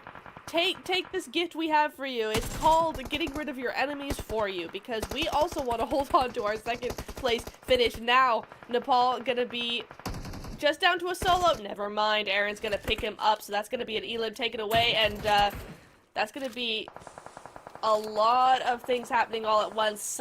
Aaron getting taken down to silence, and now we have our top four teams left standing. DK, AFL, RTP, Silence, and Zero Impact. All of them, in some way, shape, or form, a full squad. No one's gone down just yet. This is going to be a really tough game. Where's this zone going to go? That is really going to decide who wins, and it centers up. It goes away from AFL. Makes this a really hard game for them. If they want to win this, they're going to have to fight for it tooth and nail. I mean, so this is very interesting if you look at it, right? RTP, right, Resilience, they are playing to catch Smash, right? And in them being as active as they are essentially clearing out the battlefield for AFL, right? Yes. So even though they're doing something for themselves, they're actually helping the team that they're trying to catch up to. And this could be a very interesting play, because, I mean, look at Resilience. They are now the gatekeepers of the southern side of the zone, right? All the opposition squads are all situated right here, right? Silence, out they go. Not in danger anymore, right? Zero Impact still fighting with the side there of Resilience. So all AFL needs to do here is just don't get shot, right? Sit back, relax, eat some popcorn, and then once there's two squads left, fight. Oh my goodness me! They've just opened up for themselves a spot in zone. This dip is really, really nice. It gives them an overlook on the rest of the squads. There's no one near enough to them to really stop them from doing anything. They just can't overextend. They can't overpeak. And be careful, there is Resilience behind you as well. The 1-3 split is coming in, but they've just managed to see it. Medeon doesn't do enough to do any damage, and that threat has been exposed. Now, you got that 2-2 split coming on in. Medeon really bold with it, but I think that opportunity is long since passed now. Wasn't able to do the damage they wanted to, and they should be moving away from it. But I can see why they don't want to. If they move away, they're stuck in this house, and that is really giving over the win to AFL. That's not what they want to do here. So it makes sense they got this 1-3 split, but man, is it risky. Yeah, I mean, Medeon needs to be very careful. If they overextend, that is the end of them there, and that brings Resilience back down to a 3-piece. But because of the health bars, being quite favorable currently for Resilience. It does give them the highest survivability here. But we still also have Sixth Sense there, right? Blue Zone has caught up to them. She is kind of nipping at their heels. Not going to be doing anything to them for the time being. But that next shift is going to come through. Stage 9 is just around the corner. And that is going to spell absolute chaos. But let's see, can they lock it in, right? I mean, Sixth Sense, I don't think Sixth Sense can do much here other than just try and maybe alleviate a little bit of the pressure, a little bit of that contention. But this could be that opportunity for AFL, right? It's almost within grasp. I see you got to watch out because you are about to get hit by a nade coming in here from the side of Sixth Sense. You got to keep your head on a swivel, look in all directions. And Icy is not even looking anywhere remotely close to his back end because he knows that there's one team ahead of him. I like what AFL is going to be doing here, though. Looking to clear up the zone, but Marion finds the one hit. Sixth Sense has been spotted as well, and this is now going to be go time for Alpha. Can they get out of the woods here? Can they get themselves into a strong position? But this is a major upset coming through from Resilience. I mean, Resilience have played this so well, taking control of as much zone as possible. Now it's just down to 2 for AFL. Oh, dear me. Die now going to be, almost down. 1 HP left. He's going to try and nade just to try and buy himself a little bit of time, but Molina also has a Molotov. That's going to do so much damage on such a large area. 2 Molotovs. That's surely got to be the death now. He does get that health down up in time, but he's just getting bombarded. Where is his teammate? Where is Icy in all of this? There's nothing that he's done. AFL have not helped their teammates at all. Yeah, not one single bit. But let's see. Can Icy maybe make a miracle happen right here? Oh, no. I don't think that is going to be the case here as Resilience just too aggressive. So wide of a spread.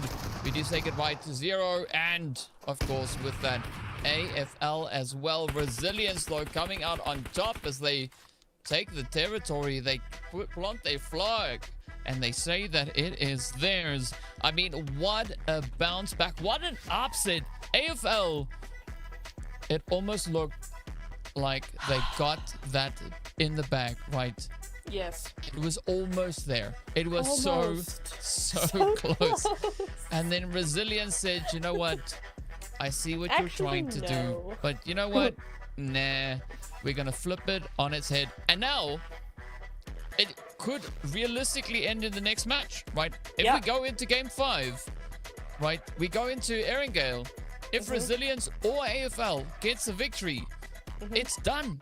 It could be 1 or less, right? 2 or 1 games. That's it, right? Erringale is going to be the decider, either the first or the second one. If we hit the second one, then that is how Alpha wins, right? Based on points.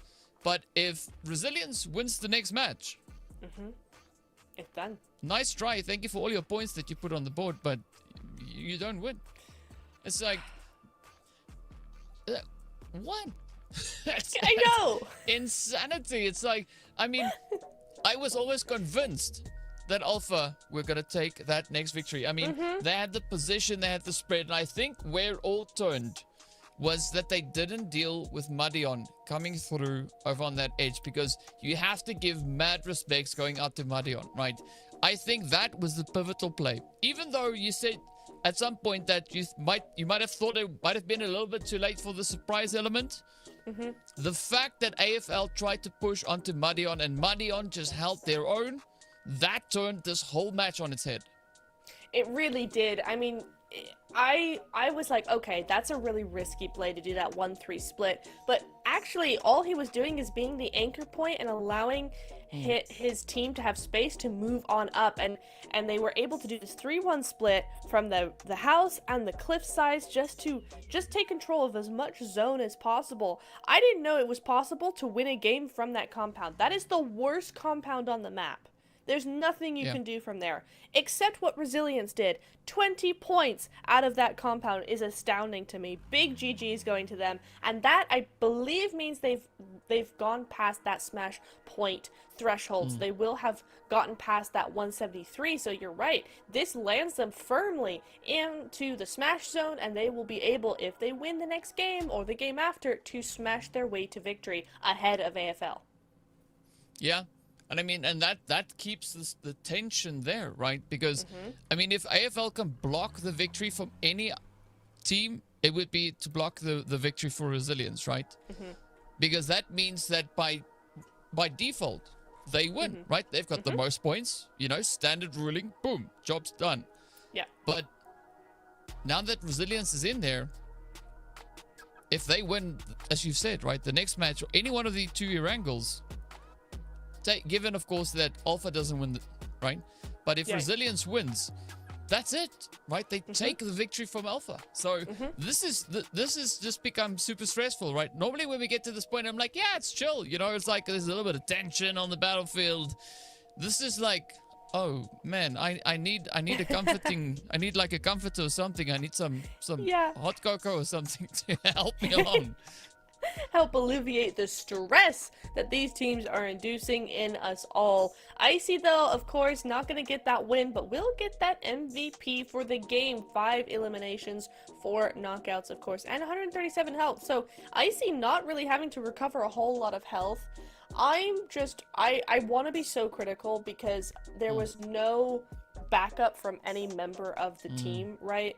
And it happens when you're in the heat of the moment. There's a lot of different angles all on you. It can happen, but each of the duos, I think, just did not pull their weight when it came to defending and helping their team. I think Melina was allowed to get as much damage as they did onto that duo, but it's fine. We'll go into our Erangel. It's a much better map for these kinds of things anyway, and we'll be a lot more comfortable on them. But big GG's anyway to Resilience, who carried that off super well. I still can't believe how they won out of that compound.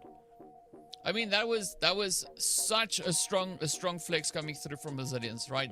I mean, that's just their own resilience, right? I mean, that's why they called that, because they just possess so much of it that's what we call them. That's how you play. That's how you play a contentious match, right? Yeah. By doing that, being the upset. So, yeah, that makes me super excited to see what is going to happen in this final match, because realistically it's between 2 games, but of course we'll take a look at that as we come back after the break, heading straight into Erangel. So stay tuned and go get your popcorn.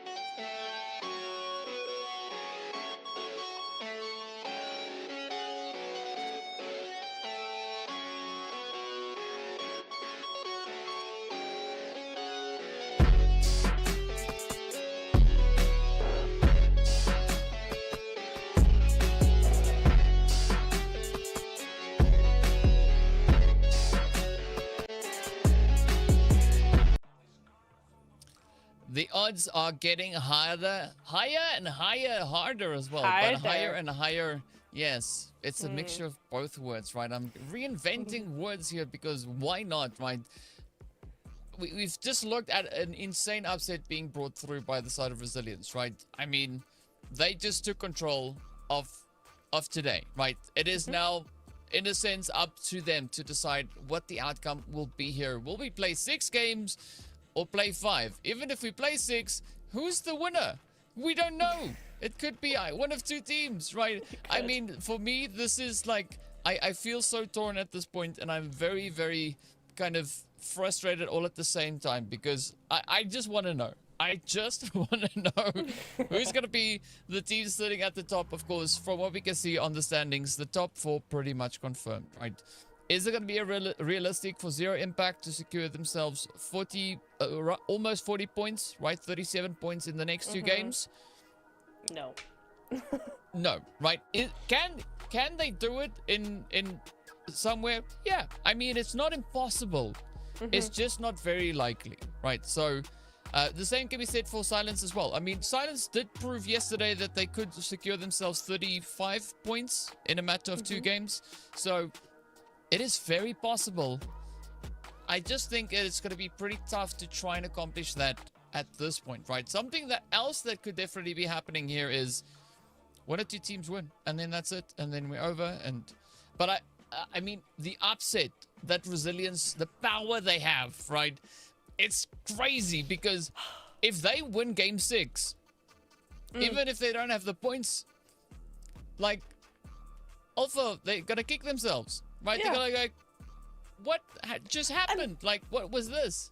Exactly. Right? But I think they need to keep their head. They need to really assess the battlefield, right? Like, Yeah.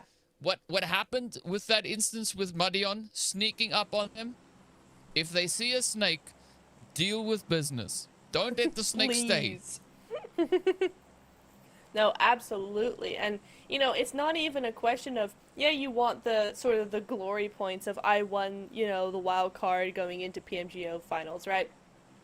But at the same time, whoever wins this is like first or second. It's not we either qualify or we don't off of the back of whoever wins this, right? But there is quite a bit of prize pool to think about as well. And the difference between first and second is going to be pretty substantial. So that is also something you want to hold on to that first place for, is that prize pool money as well. And that's exactly what Resilience know, and that's exactly what they're doing. Now, if we look at the averages over onto that small bar in the bottom left corner there, AFL for Erangel definitely have the advantage, right? Nearly double, or exactly double almost, the damage of Resilience on Erangels, right? But the kills, or the elims, are not too far different, 10.8 versus 7.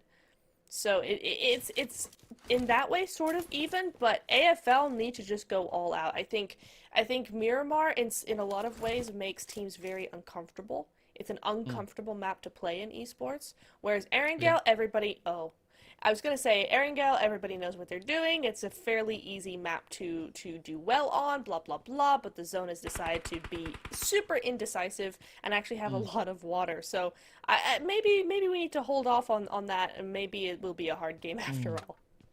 I mean, pole position is going to be $2,300, right? Right. Second place, it drops quite a bit, right? That's 1,200 less. It's 1,100 that you get for second place, right? Okay.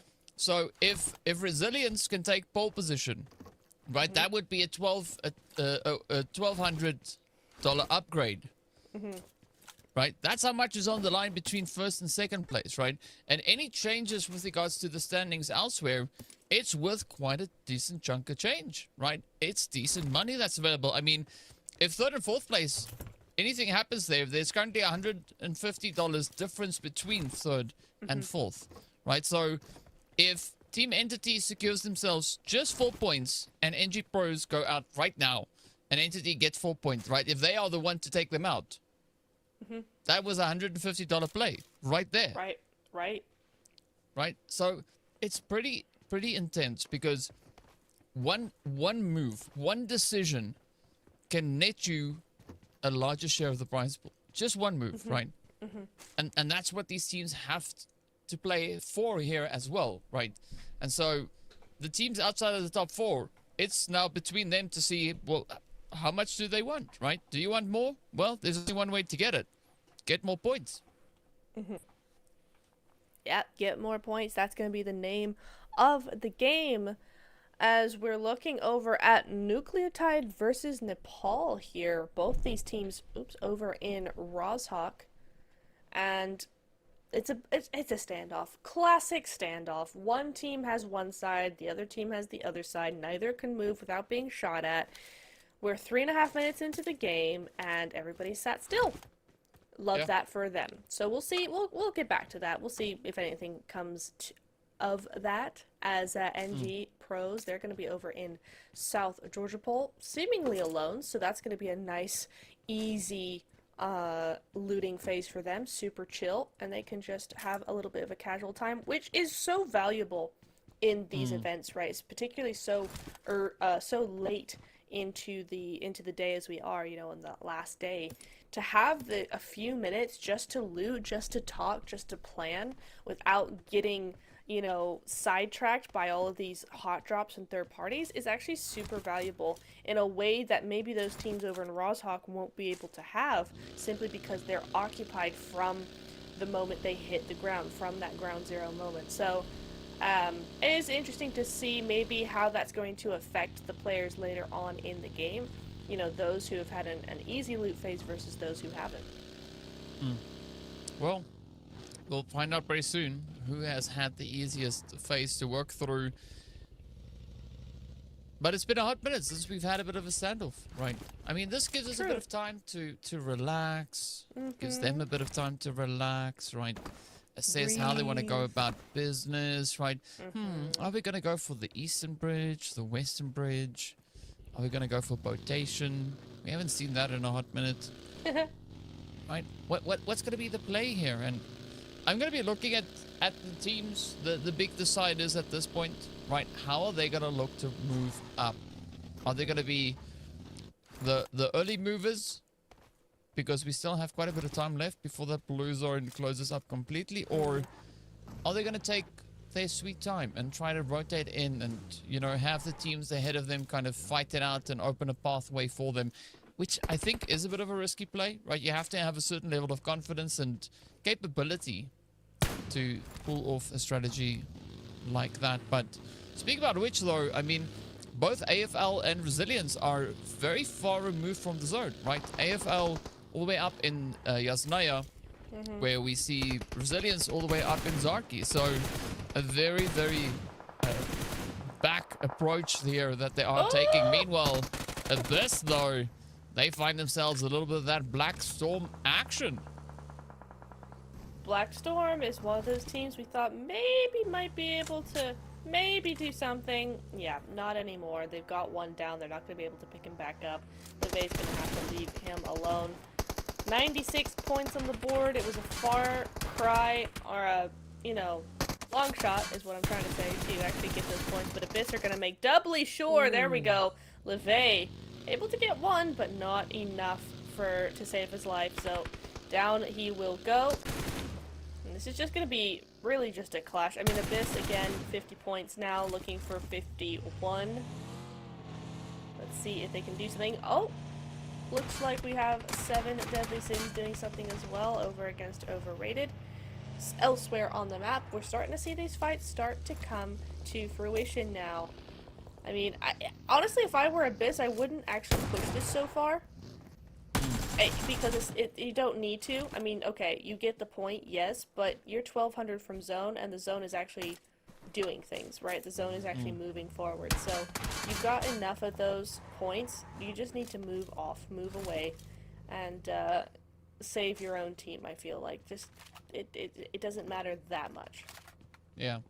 I mean, they also, like, if they move up, right, there's $50 on the table here for them.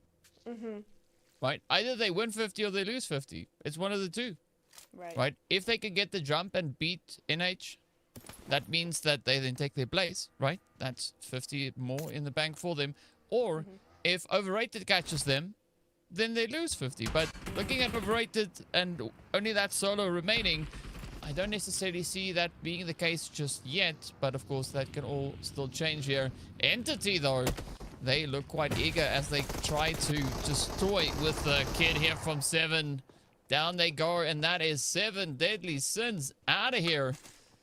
Second to last match is now wrapped up for them. And of course, they are going to be the first team away. Blackstorm right there, hard on the heels, though. Yes, indeedy. Like to see this from Entity, though. Nice little cleanup over onto Ferry Pier. The zone goes in their favor, but it goes very heavily away from Resilience and away from AFL, right? Those teams clustered over there in shelter. AFL actually have a 3-1 split that is really making me nervous, but we'll see how that goes. In the meantime, actually the zone is up for grabs. There's nobody fully in it, let alone anybody with a solid position. So everybody here is going to be just vying for anything, any bit of land they can get their hands on. And so I think this now, DK, is where we're going to start to see a lot of teams drop. Yeah, I think it is going to be quite chaotic. I wonder if we are going to have anybody potentially maybe looking to opt for that southern island. I'm not quite sure if it would make any sense to go there.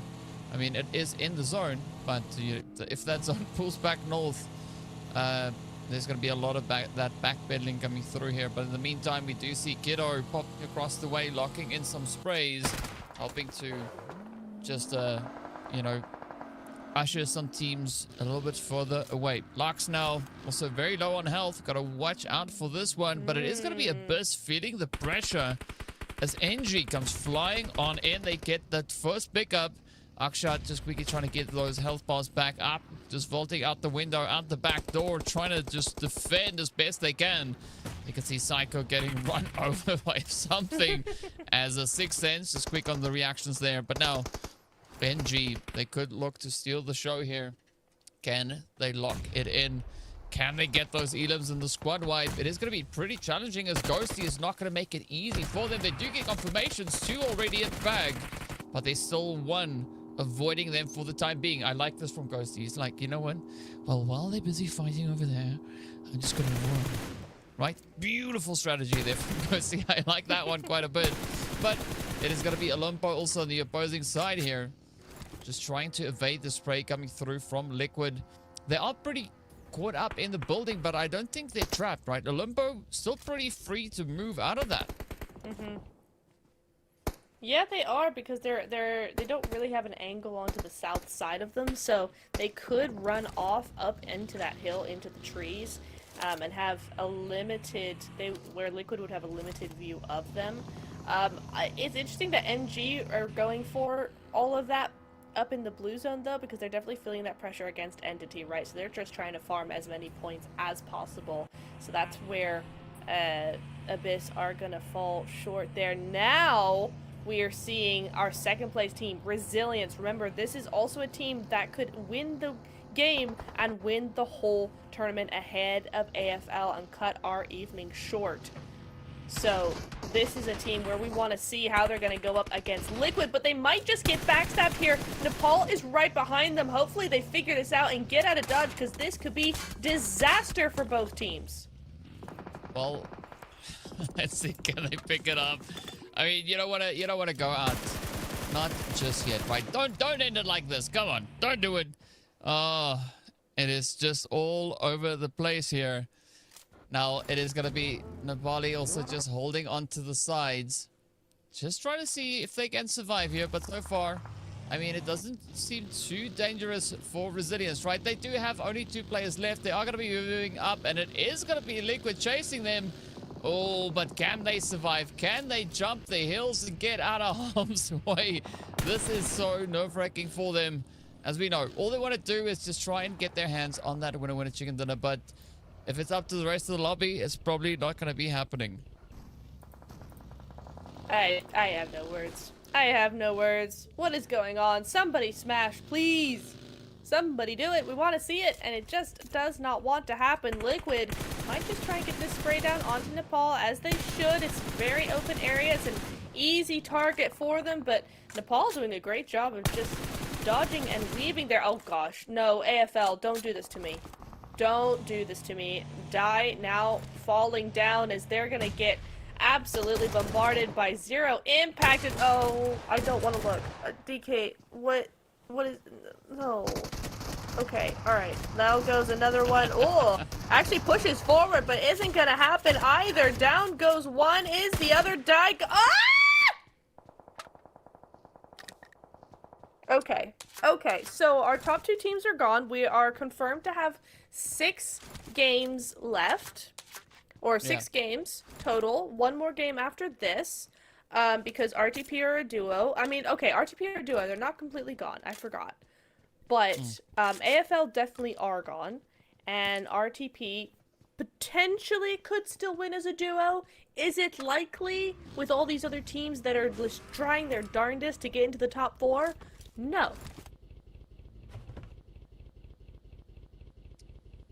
It's crazy. I mean, the tension is just insane. But I mean, RTP, by some miraculous way, shape, or form, we'll just not talk about them for the rest of the match here, right? We'll focus on the other teams, all looking to increase their share of the prize pool. But it is going to be up to Suix now on the front line as they go head-to-head. Liquid in front of them. Who is going to get it here? Oh, Ashu could maybe still hold on to a little bit of something. I don't know if it's going to be worth it, though. He is going to get hunted down. Oh, Suix in a hot pursuit. Coming in with a hovercraft, and well, it's not like you can shoot out of it, right? So that is a little bit of a waste on fuel over there. But up comes Resilience just ahead of them there. They need to be quite careful with how they take these approaches.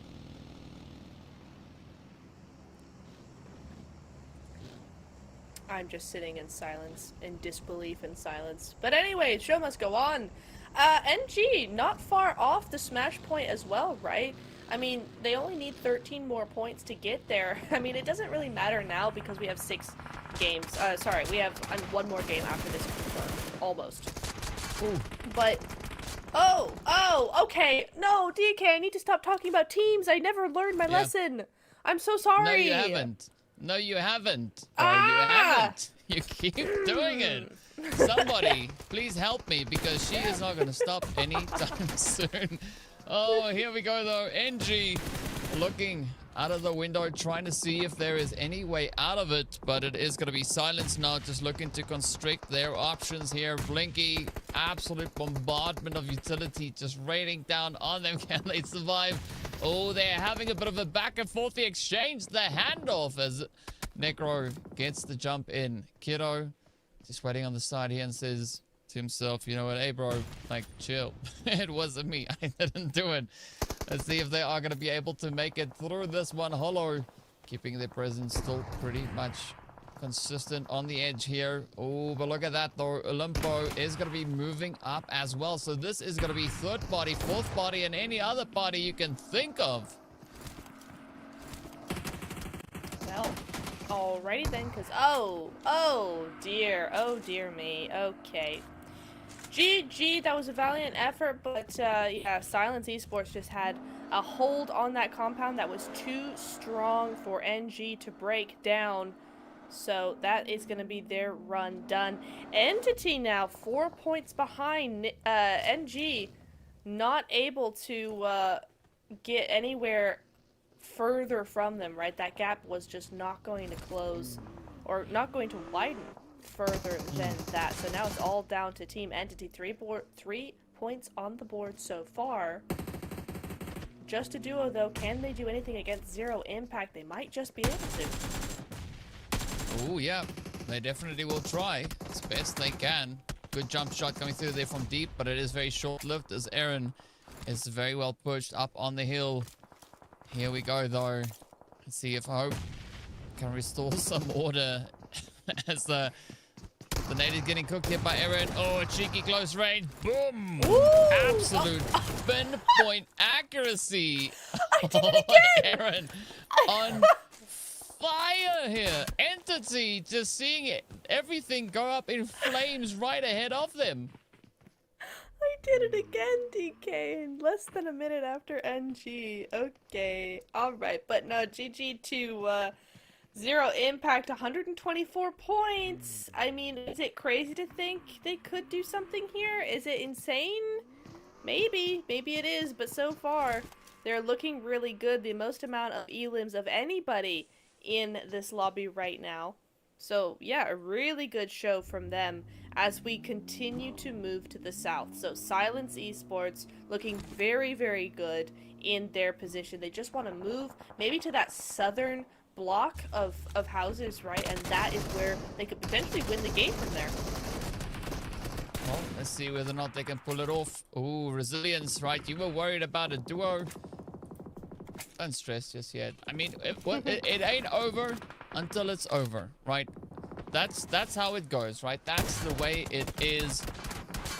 And we'll get to see whether or not anything is going to happen. Nucleotide, they are trying as well. They know that they can maybe play for a bit of an upset. I don't know if they know that that is resilience, but either which way, they're going to try and make some magic happen. Oh, Suix, though, also getting caught in a shack, but they are well prepared for this engagement as that Holy DBS comes through, right? They just out there saying, you know what, don't be silly. Don't push us. It's better if you just don't. Yikes, man. This is a crazy circle. So open, so few places to hide, right? Olympo, still a full squad, actually. Only Olympo and Silence are full squads. Everybody else is either a duo or a solo, apart from a couple. Okay, well, there's many types of teams. Never mind. But we've only got 2 full squads. We've only got 2. We've only got 2 full squads. Yeah. Resilience, not looking so hot right now. Just down to a solo, I think. So that's not fun, as Olympo go ahead and take them out. Yeah, Melina is the only one left standing. Could they win off the back of a water play? No. So I'm guessing 6 games. I think we're going 6 games here. Either which way, we're going 6, right? Mm-hmm. But, yeah, I mean, again, never say never, right? This is PUBG, and we've seen these players pull out some magnificent things, right? So it's a whole bag of tricks coming through here, right? It could be anything. Anything could happen here, right? Well, just about anything. Let's see whether or not Zero Impact is going to be able to do anything over on their edge of the zone. You can see Silence up ahead. One of the only squads still left on 4, as you've mentioned before. But here comes Zyro. It seems like they are trying to play a very tactful approach here, trying to sneak their way up on the sides here. And the worst thing I think that could happen is, of course, for Karma to bite back, right? To just kind of hit up onto that side of Zero, because they're looking ahead, right? They've come in with the assumption that there's nobody behind them. No, they have, and that could potentially be their downfall. My focus is really going to be on Zero Impact. Yes, Silence have with that zone shift, the much better zone position in the zone. But they're that much further behind 4th place where even a win is not really going to do much here. Zero Impact, if they somehow bring this back and are able to do something with this, there is potential for them to upend Entity and kick them out of the top 4, especially if Entity don't have a good game in the next game. So that is really something that I'm looking at, especially with this 1-2 split they've got going on, really trying to control anything. Aaron might just be able to save them from that solo behind them. Okay, so hang on. You're saying Zero Impact could upset Entity? Possibly. Huh. Yeah, I don't think so. Okay. I don't think so. I mean, they're currently on 24, right? If they get a winner chicken, then it puts them on... Let's say the match ends right now, right? Yeah. That would put them on 34. They are still 20-odd points away from catching up, right? Is it unachievable for them? No, but... It's improbable. I don't know. I mean... I don't know. I'd love to see that happen, right? Not in the sense of like, oh yeah, no, it can't. Like, no, if it's gonna happen, That would be awesome. Yeah. Yeah. I'm not gonna expect it to happen, and I also don't think it will happen. But if it happens, hey yo, surprise, surprise. Ooh, Suix going surprise, surprise, get wrecked.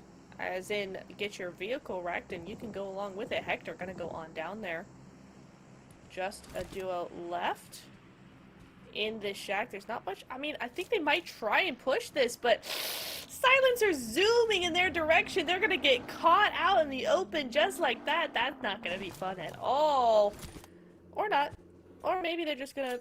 Okay, no, he's just waiting. Just gonna be trying to get that smoke road to go because they know they can't go on the cliffs. The zone has finally not gone their way. It's finally said, no, we need to, you know, even things up a little bit, give everybody else a chance. Oh, Molina could throw a wrench in the works, but he knows that Aaron is there. It wouldn't be wise for him to jump up and do anything right now. It would be game over immediately if he did. So he's just gonna hold on a little while longer. So we'll see how that plays out. But yeah, that's the right call. You know what would be crazy? If there was a little portion of the hill of the area that he could get up, like Zyro just did, right? And he actually manages to get back up onto the zone, and then plays for the upset, right? Yeah. That would make for an insane story. But you can see Molina is going to be waiting for that next zone to hit before making anything happen here. And so Molina can just hold on. I can tell you stage 8 is probably not going to be as kind to them. It's most likely maybe just going to constrict the playable area even more so. But in the meantime, we are going to be having cars just pushed all over the place as Silence are going to look to get a little bit more aggressive, trying to assert their dominance over onto Olimpo here. As you can see, Olimpo, you know, they're not going to be easily phased. They are just trying to hold steady. The mollies could definitely help force the situation here. But the blue is going to close on up, and both squads will need to get their way back up into zone. Olimpo now looking to turn the tide. Up they come. Beautiful hits. Micro with a beautiful edge play here. Just reaching over the side. They're looking to enforce a little bit of stability. But we still see Pierre also just over on the far side. Not quite involved in this engagement, but is going to look for a way out of there. And now you can see Molina, the gears are turning, right? Is there a way out? Actually, there could possibly be. We do see Suix, the next team, falling on down. Out they go. 4 squads left to try and duke it out to see who's going to be the one to walk away with that winner chicken dinner. Resilience still in it here, even though they only have a 10.6% chance of this panning out in their favor. There's a chance, right? Wherever there's a hope, there is a way. Let's see whether or not Resilience can lock this one in. Can they finish the run right here with a solo, surviving all the way to the end and getting their hands on a very unlikely winner chicken dinner? I mean, okay, so Zero Impact are a duo. Silence are 4.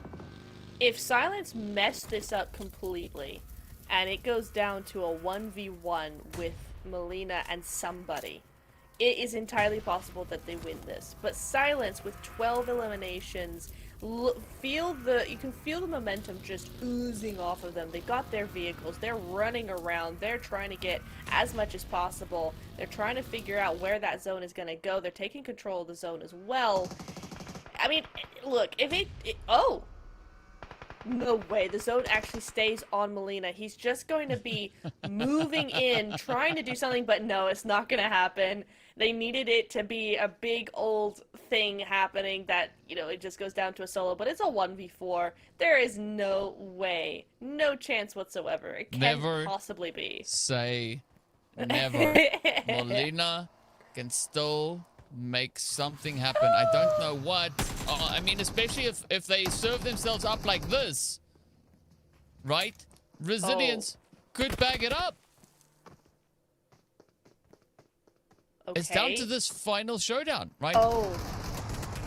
Dagas. Oh, okay. All right. No, but like I said, almost. right? It's not over until it's official, until we look at this screen, Yes. it's not over. Anything can happen, and Silence pushing that all the way to the end of the day, right? I mean, they're just back. They thought with a chicken dinner, a very hard-fought victory, right? I mean, they played the upset here, I would say, almost perfectly, right? I'm pretty sure there's a few teams not very happy with the outcome of this, but you know what? Silence is beeping. They got the dub. They got the chicken dinner. They got the points. And we're going to game number 6. And it's still going to be absolutely nerve-wracking for Alpha, right? If they can't pull it together, it's a done deal. Either which way. We're going to step onto the final Erangel to see how that match plays out. But what an exciting performance that was coming through from Silence. I mean, they've just 100% made sure that we are going the distance. We are going all the way to the very tippity end of this day. No shortcuts. You have to finish it the proper way and no other way. Well, you know what I've seen before is Smash rule happen on the last game. Yeah. It has happened before. It could very well happen again, because I suppose, because it was the first place team that smashed in the last game, so it could very well be where it's the last game you know you've won anyway, and so that pressure's taken off you. Maybe we'll see that in the next game, but for now, for this game, we're going to stick around and look at Silence's breakdown here. That's going to be a 15 elimination game, 25 points going their way. DK, that's very, very close to Entity score now, so there might be a chance that the 4th place is not settled. Yeah, I mean, who knows, right? They've definitely come pretty dang close to that. I mean, you were focusing on Zero Impact to maybe play for that position, right? But Zero, as you know, they finished in 3rd place, right? So they came close. They held strong, but Silence just held stronger. And so they also just proved to us that Silence is golden, right?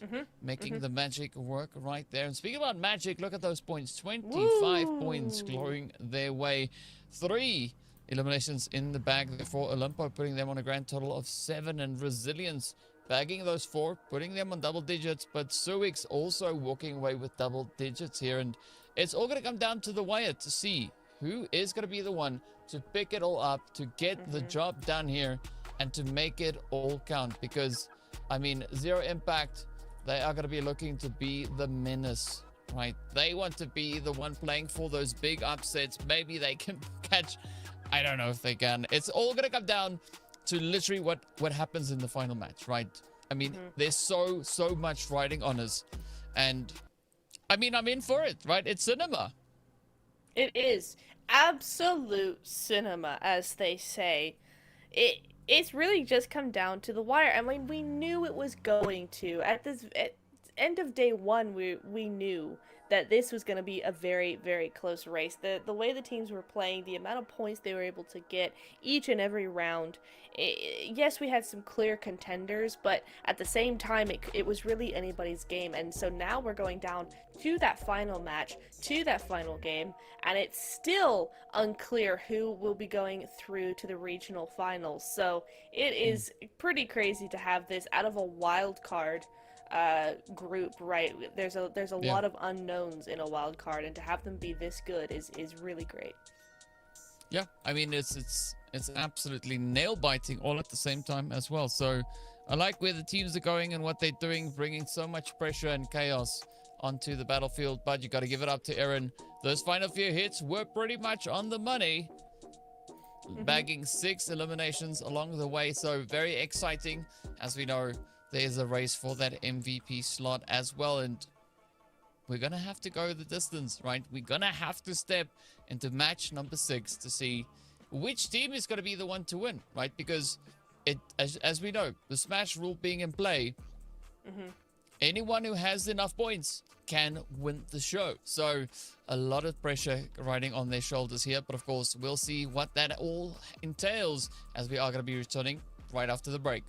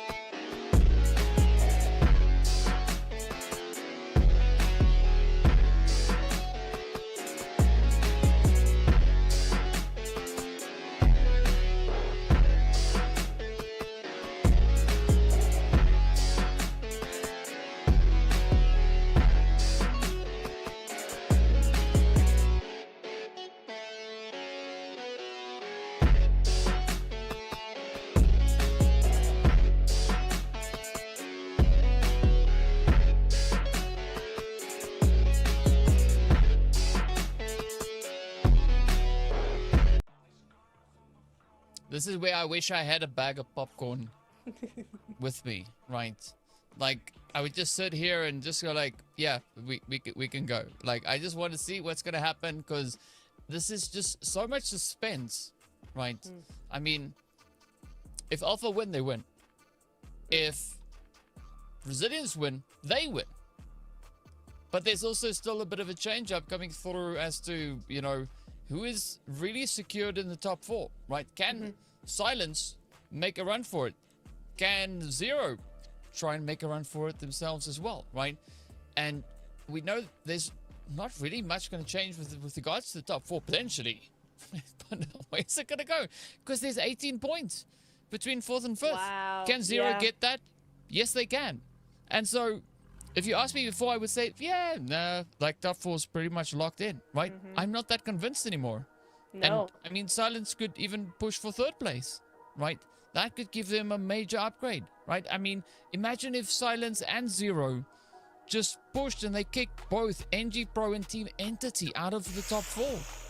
I mean, both those teams have been pretty much in the top 4 since the beginning of time, right? It feels like NG for sure has been top 3 for, you know, all the entire time we've been doing this. So to have that major upset come in the last match would just be soul crushing.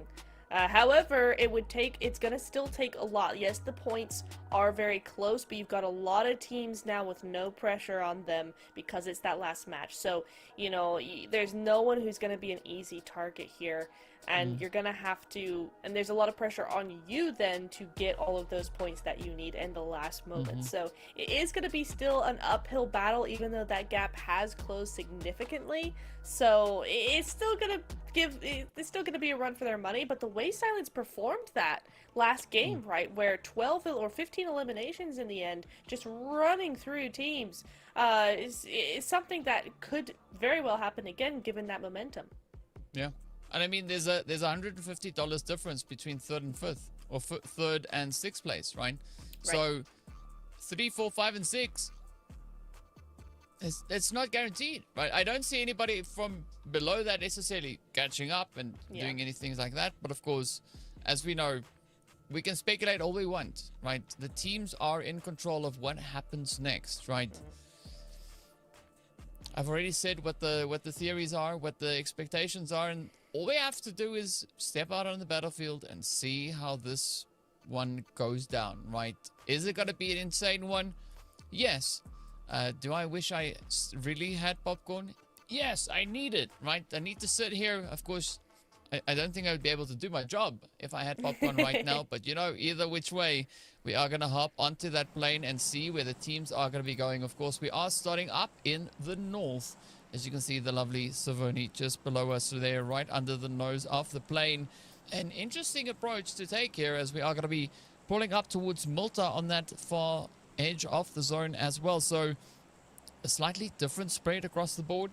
Of course, not necessarily the worst thing for the teams, but we'll see where the zone is going to take them and how they're going to look to push through this one. Quite a few things riding on the line here. So much riding on the line here. It'll be interesting to see if there's going to be any of those hot drops coming on in, right? A lot of teams might just decide, hey, why not? Let's just all go Pmnc.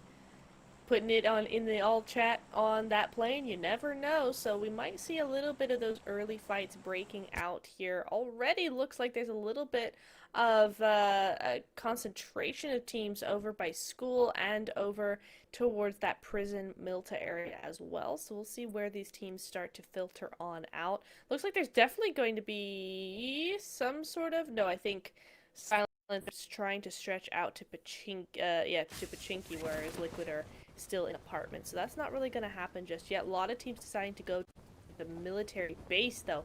That's going to be interesting. We got NT. But the zone not giving these teams a moment's peace, DK. We're going over to the eastern coast, and even so much so that we got a lot of water involved. Yeah, I mean, we always like a bit of water, right? That always makes things quite challenging for these teams. And I think no better way to close off the final match, right? Yeah. Throw a crazy, ridiculous challenge at the teams. Be like, you know what? go loot up and then come face off to see who is going to be the one to walk away. I'm happy about here, though, is that Heaven could be in play. So we could see some flying vehicles. Flying vehicles? I'd be down for that. I would be so down. I will say that AFL, I mean, who are we kidding? It doesn't really matter. It's the end. It's game 6. It doesn't really matter if anybody wins by smash. Lux, be careful. Ooh! Instant, absolute, instant headshots. GG's Lux.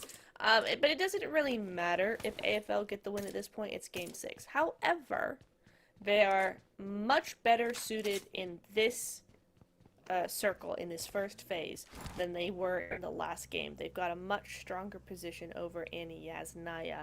So we could see a much better result from them, maybe an early momentum gathering moving forward into that mid and then late game stages. So something to keep an eye on. I think Resilience went back over to Zarky, so they're not having such a good time. But we'll see as Killer with the hovercraft is going to be chasing down NT here. Trying to do something. Nucleotide. Oh! Baits them into the sandwich position. And just... Actually, that's really nicely done, but Blinky is not going to be letting him get broken off from his teammates there as Lux now moving on in. The hovercraft tries to run him over. Will the second time. There we go. Took him a second there, and that's going to be another one falling. NT tried to separate the team, but it isn't going to work, and now the duo is just getting bullied by hovercrafts. Well, I mean, a little bit of excitement coming through here in the final match. Nucleotide, can they play the upset here? Can Goblin get it done? I mean, the hovercraft will definitely help for a little while, but not long enough. Down they go. Nucleotide out in, well, the first team out rather, right? Yeah. Out they go. 15th place it is for them.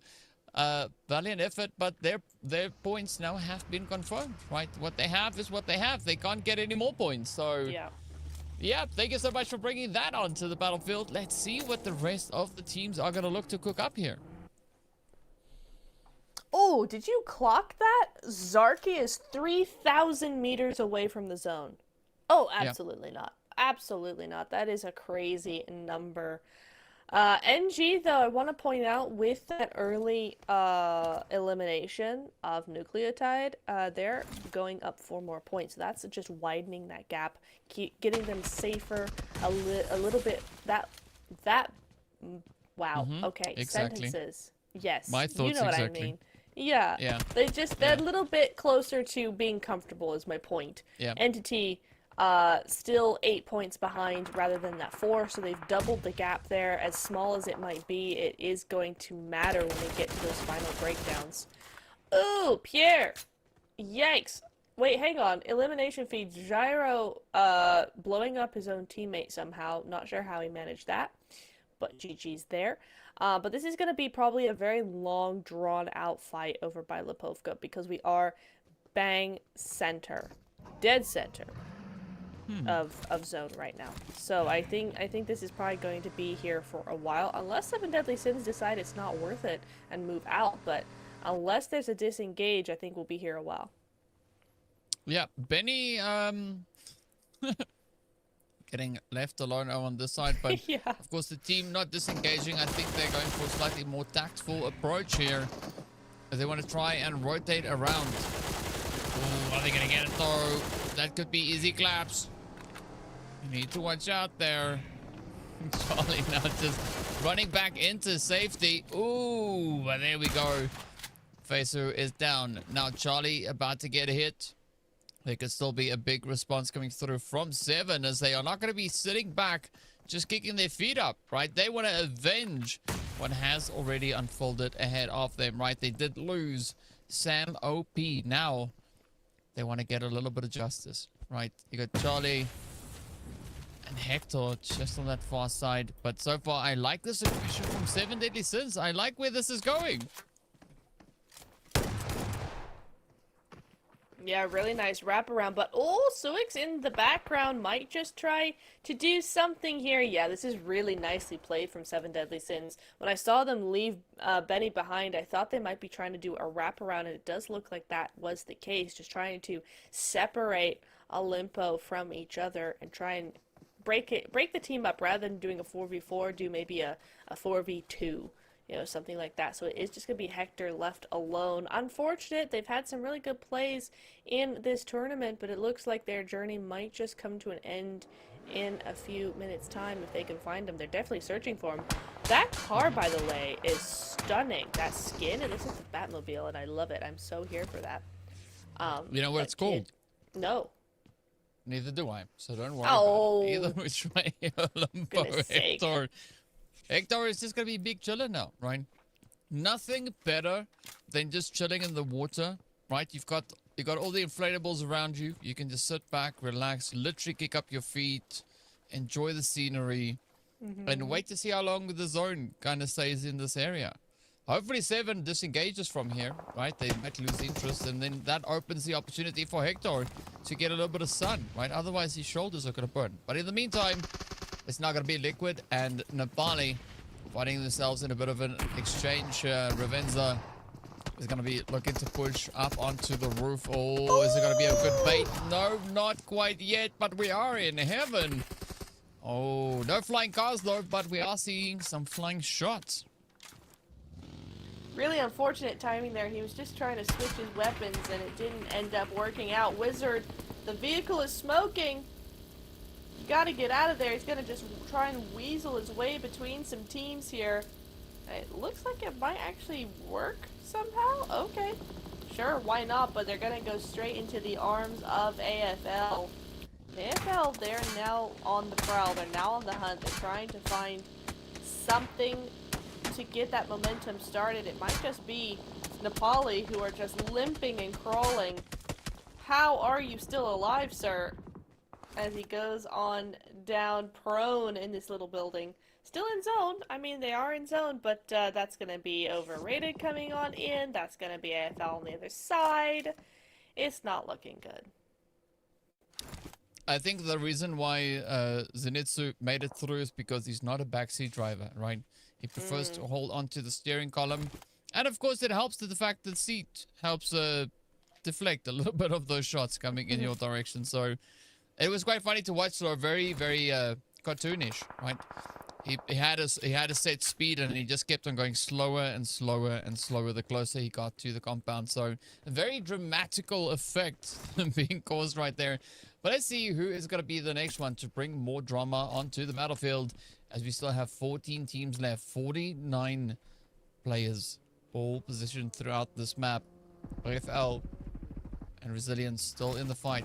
Both squads still alive. Up comes Liquid though. Ooh, a little bit of a cheeky push. This nade could really help alleviate quite a bit of the threat coming in here. But it's going to be up to top, and Neon at least on the front line. Oh, and they get the job done. Ashu and Ko now pulling up as well, just in time to get a share of the loot. They sure do. My goodness me. Everybody's fighting over these small compounds here. They are valuable. They're more valuable than you might think, right? There's a lot of power that comes into these small compounds just to the east of Yasnaya. And we might see that power come into play if the zone continues to come in this direction. But 6 eliminations for Liquid right now is looking really good. They've weaseled their way into 9th place. They're only 2 points behind Black Storm here. So they've really come up in the last couple of days. Really been putting in that work. And Silence, oh, Emperador, gonna be doing a little switcheroo to avoid those bullets. Very masterfully done, as that's gonna be 7 Deadly Sins now looking for their next target. Oh, but Emperador not happy with the positioning of the vehicles. Instead, just quickly trying to move them up here. Oh, what is going to happen as Zero starts to push on forward? Redemption having some weird things happening to his vehicle over there. Oh, look at that jump shot, though. 6 cents on the money. One end, down he goes. Kid getting picked up as Aaron looks to ride on forward. on the big old stallion there, looking to save the day. What a beautiful step up that was indeed. I love where these things are going, right? I mean, it's so entertaining to watch, right? The players, even though it's last match, they're still looking to just have a great time. They really are, and I love as well AFL's position here, smack dab center. But we saw all these little skirmishes for those eastern compounds, right? For control over those little areas that bring so much goodness to your gameplay. Hey! Nitro gonna go on down. That's gonna leave Emperor as a solo. Liquid just powerhousing through all of these teams. Pretty amazing. But anyway, AFL. So rather than sticking into the actual city of Yasnaya, they're gonna go to the police station instead. They're gonna be slightly off center, and actually that is center to zone, but it means that they have a lot more options. They're not stuck in the city, unable to get out at a later date. So I really like that repositioning from them as well. Look at Neon. He's like, no, bro, where you going? Come back. Like, no, we're not done with this one yet.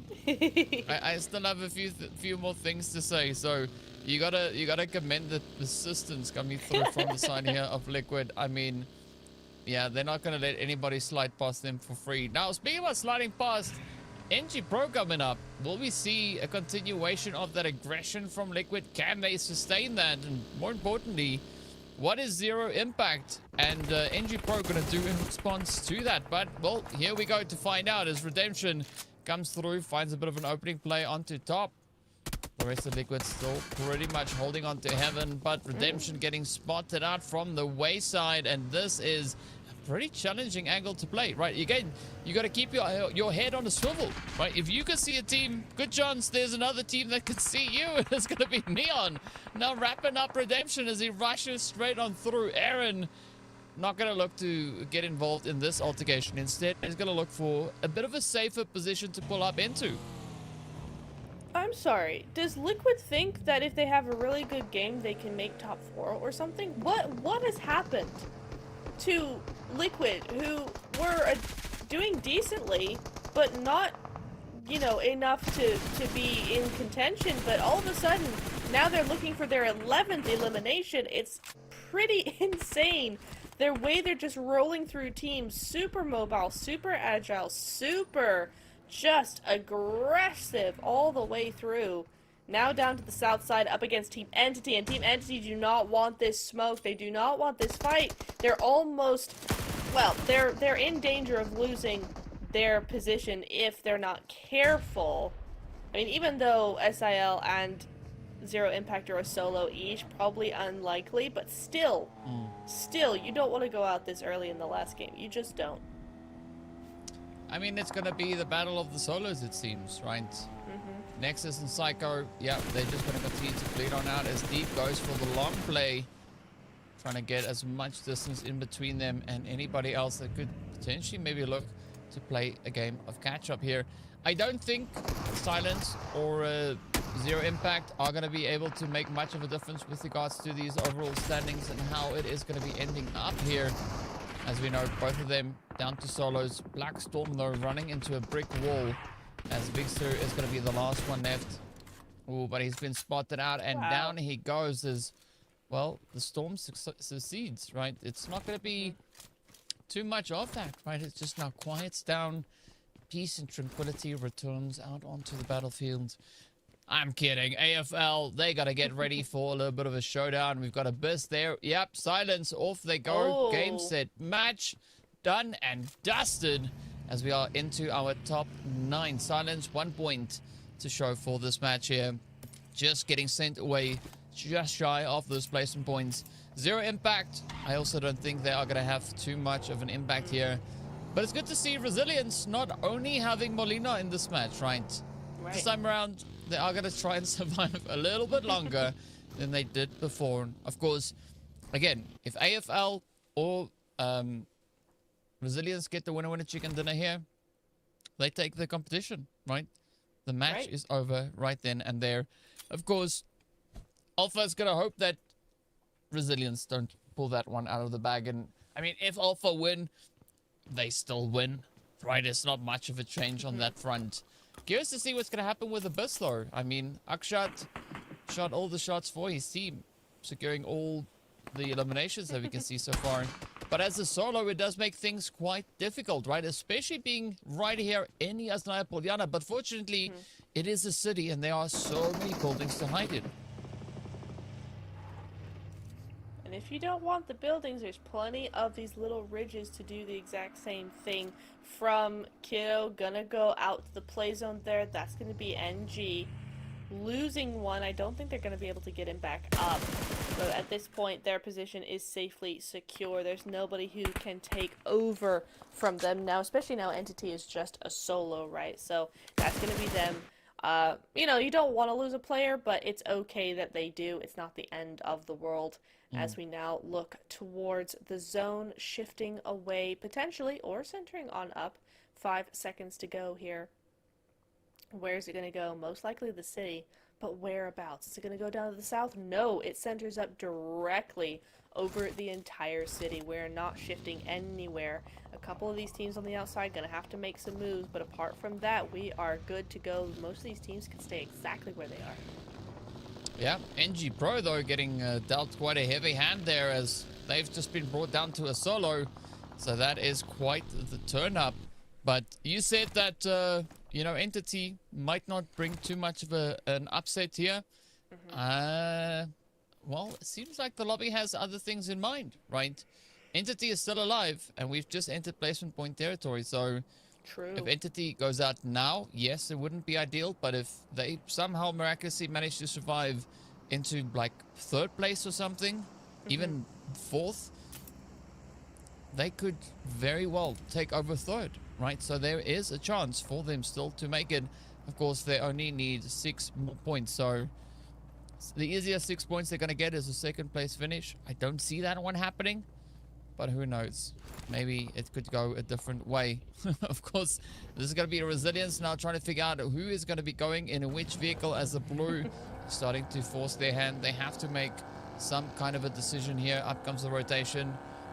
It is going to be Molina taking us into that zone. Going for a southern setup here. And actually not a bad position, right? We got a nice little bit of an open field here, but quite a few hay bales to hide in. But I think they're opting for something a lot more over towards that more centralized positioning, as they are going to go right into the city themselves. Oh, interesting. Okay, I thought we were going to stay in the fields because a lot of the time when there's a Yaz finish, it does go to those southern fields. But no, they've decided to move into a surprisingly empty part of the city. And that's going to be a really easy rotation for them. AFL, on the other hand, 4 eliminations so far, still in this police station area, or just outside of it, rather. And they're going to be looking. Look at the split they've actually got going on, a 3-1 across a few key positions in this zone. If the zone moves towards them, then they are going to be good to go. This probably was a defense position against teams rotating in, but now that's no longer the case. They can go ahead and start regrouping and thinking about their next plan forward. Well, let's see what that strategy will hold here. Will they look to regroup? I mean, it's not the worst decision, but you got to be very selective with how you choose to regroup and where. Because getting a little bit too close to the heat is not what they are going to be looking for, right? They want to play for the win here. They want to try and take the victory from Resilience. And it's all going to ride on the shoulders of that Resilience team, right? They've just charged up into the city, pushing over on towards that western side. And all Alpha needs to do is just survive, right? They just got to make it out here. But of course, if Resilience goes crazy in this game, and by crazy, I mean just a little bit cheeky, right? Gets a few eliminations under their belt, they could also still, just by points, overtake AFL. If AFL went out now, that would spell disaster, because looking at the points here, 14 is all Resilience needs to catch up. Oh, Akshat. Oh! No. Just makes it. Oh, that was a nice little bit of stress. Akshat was just making sure that, you know, everybody's okay, right? Are we all still breathing? The answer is yes. But I like what ICT is doing here, is looking to play the upset onto Akshat and just add a little bit more points in, right? Just in case Resilience was trying to catch up, making sure that they just keep themselves just that little bit further ahead. Bit by bit, that's all you need. 1, 2, 3 points is all you need to stay ahead of the game. And this is now where everybody's going to be very quiet. This game has slowed right down. Everybody's in buildings, everybody's in their positions, and nobody wants to move. Well, AFL might be trying to do something here up against Abyss. Well, no, Abyss get taken out. Bonzer as well. Liquid is the wrong team to go up against AFL. Liquid have been just calling the shots since minute 1 of this game. Now Bonzer is down. There's just 3 left standing. AFL, they got to be careful with how they do these things, as that nade is looking very, very close. Yeah, this is where you have to approach with a lot of caution, right? You can't look to get overconfident because that is going to fight you all the way to the end. But now Liquid, pretty confident in their own position here. Can they make it happen? Can they play the upset here? Do they have that level of control over what is about to come on through? Of course, we're just waiting to see how the teams will look to navigate through the city itself, as the zone is going to constrict in about a minute and a bit. But Liquid still, right, just trying to play on the back end of the compound here. Not going to try and put themselves directly in harm's way. Instead, just going to try and keep AFL at a distance, right? Just arm's length. Like, just stay over there for now. Once the zone pops, we'll see what happens. Well, they still got a minute until that zone does pop, so they have a little bit of waiting to do here. And that's just going to give them enough time to think about any sort of tactics they might want to use, right? This is where the IGL is going, okay, well, if the zone goes to the north, this is how we're going to play it. If the zone goes to the south, this is how we're going to play it. Just gives everybody a little bit of time to regroup, reconnect, and breathe just a tiny bit before the chaos ensues. Because, yeah, there's not many teams remaining, but this area, as covered as it is very hard to navigate when there's this many teams here. And so this is going to be pretty crazy in just a couple minutes' time. Well, we're here for it. Of course, we still have Entity in the match. Right, you can see deep within that city, just holding quietly, waiting to see if they can maybe make that play. You can see Malcriado also just limbering up, making sure that everything is nice and loose if they need to run. But the zone, not going to be too drastic with the shift, just pulling a little bit more up on towards that northwestern side. I mean, Nepali, they've got a good setup there, right? Sitting up into those apartment buildings. Good angle for them to try and take occupancy of, or maybe just hold occupancy of, rather. AFL need to move. Liquid are going to be moving up as well. And this is where I think for Entity, things now become a little bit more stressful, because Deep is not as safe as he once was, right? He is now potentially about to receive a little bit of that unwanted company, and we'll see how this is going to play out for them. Alpha also trying to find a very tactful way, smoking up everything, right? They run into the building, find some smoke grenades, come outside, pop some more. They don't want to get out of this match just yet, right? They want to stay in as long as they possibly can. But I have a theory about the smokes, right? If you put them down, it kind of tells people, you know what, hey, look over here, right? There's something cooking on this end. And so we've seen those smoke grenades being used as distractions before, but this time AFL are quite heavily relying on that for their safety. They are, and that's why you always put them ahead of you rather than you smoke ahead of the path rather than smoke the path you're trying to use, because people will go ahead and spray that down at any given moment. So you really want to, you know, give them a little bait and switch and actually go behind it by a certain distance, and that way you're a little bit safer. But now the nades are going to start flying. Liquid moving on through. They are not one to sit around and wait for anything to come to them. So many eliminations on the board for them right now, as Resilience there, that 2-1 split, just big chilling in these buildings, unable to, or really not wanting to, do anything else except sit here for the time being. They're going to have to wait for that zone to move on in and these fights to get underway before they make any moves. Yeah, I mean, Liquid, they're just having a bit of fun here, right? They still need 30 more points to catch up to 6th place. I don't see that happening here. And of course, the team they're chasing is the one that they're fighting. Right? It is Zero Impact. So here we find them side by side, almost cheek to cheek, just kind of waiting patiently, getting a little bit restless because this is a long wait to see who will be the one to rise to the top. So Aaron doesn't want to give this one up for free though. But I don't think Aaron has anything really too much to worry about, as Liquid does get the jump in on them. Zero Impact, out they go all the way in that 7th place. A valiant effort being brought through here, as they do pick up those 4 eliminations, just advancing their position a little bit more. But Liquid, yeah, out they go as they are frozen in time. It is going to be their finish in 6, but 16 eliminations. 16. Definitely looking to go the distance, right? That puts them with 18 points, right? 6th place with 2 points. So a decent serving over on them.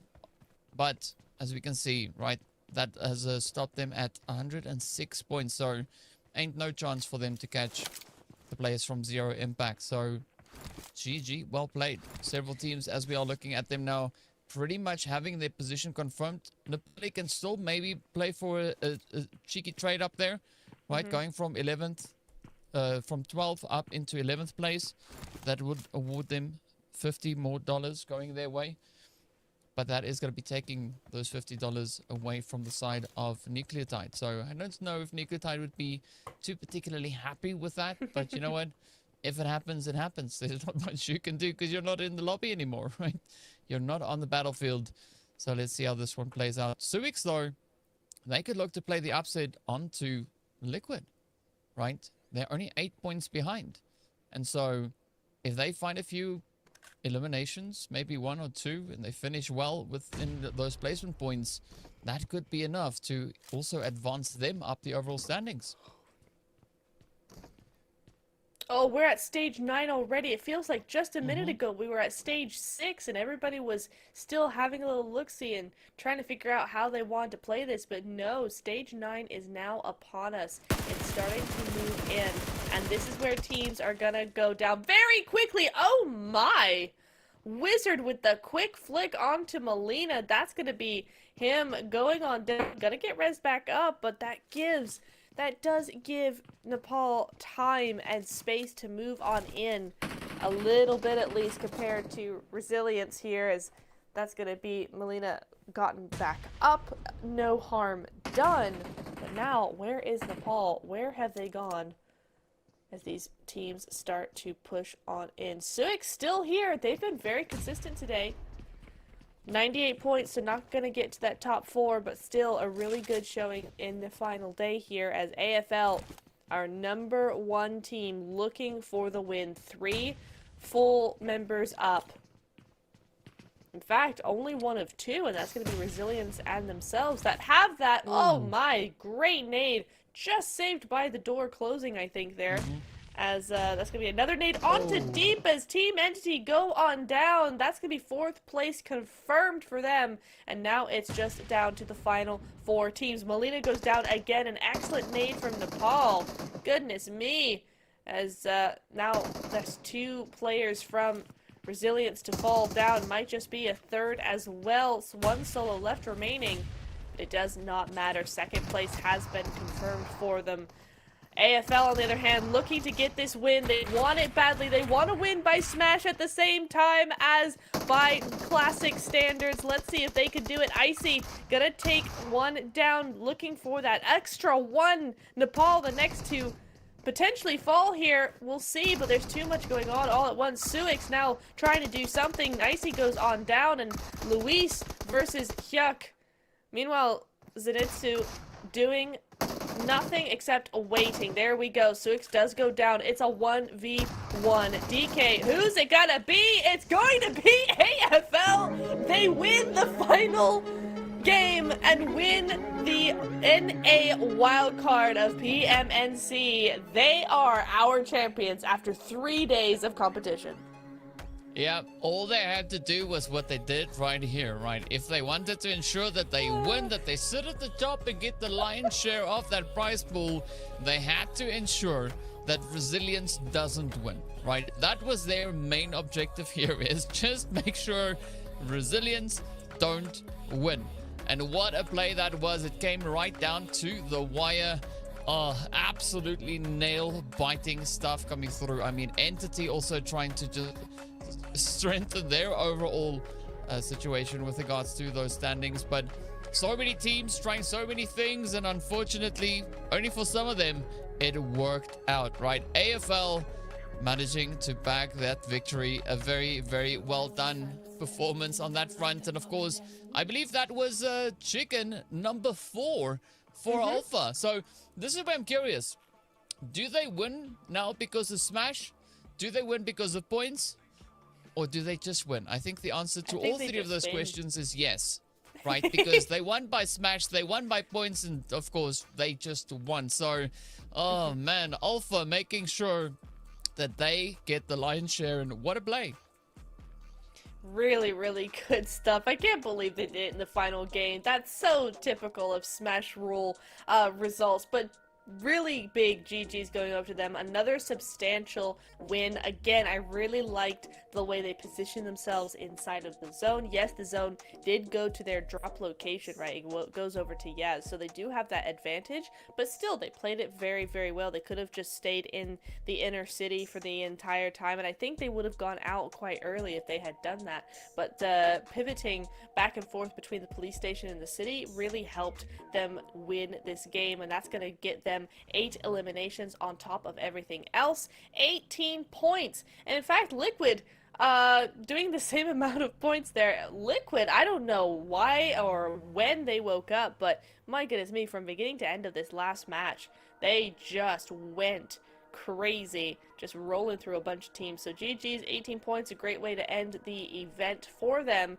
Resilience grabbing 7, as well as Team Entity grabbing 5. But I think we kind of know who our top 4 is here, so these points don't necessarily matter at the end of the day. Yeah, I mean, all it just does is just solidifies a few positions along the way, but you got to give it up for the efforts that we saw coming through in this game, right? A few teams had an opportunity to play for an upset. Zero Impact, of course, being one of those. There was a potential chance maybe for them to make a run for that top 4, but unfortunately, the points didn't quite work out for them.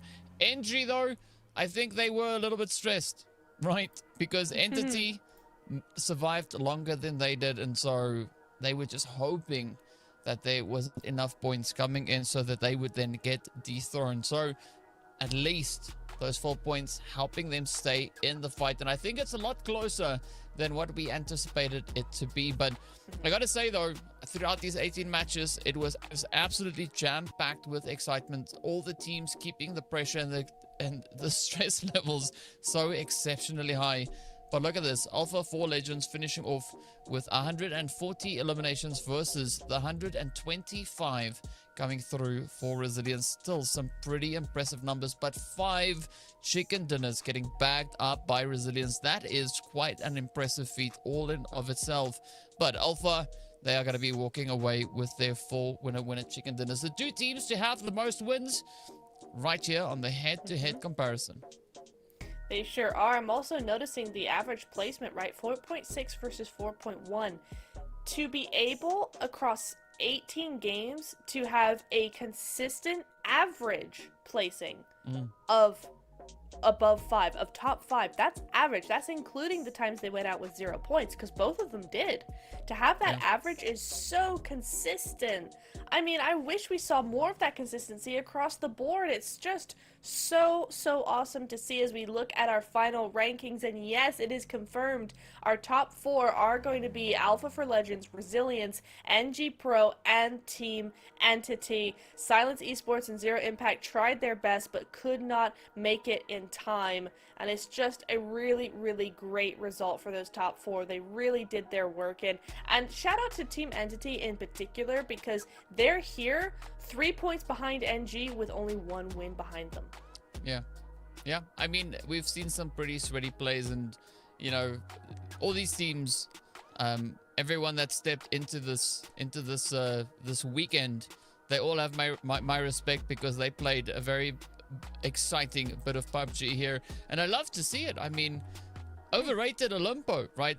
On the first day, they looked a little bit nervous, but they started to bounce back. They started just raking in those points. Abyss also started stepping up to the plate. So I really appreciate what all these teams have been doing. Nepali also playing it right down to the finish, right onto that final match, going with maximum aggression all the way to the very, very finish.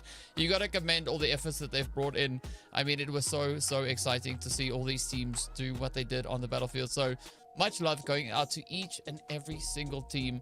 But as we know, we are also going to be looking at our MVPs. It is none other than Molina to take that one home. Oh, resilience paying off, right? And Molina in that second to last match, just out there on the beach, we thought, you know, that was going to be the end of resilience right then and there. And then to come so close to the very finish, almost taking the event in that second to last game. Talk about stress. But, you know, mad respect going out to all these players. They've been doing absolutely phenomenal things. And, of course, we're not done with the head-to-heads yet. Right here is Hope versus Molina. 48 versus 45.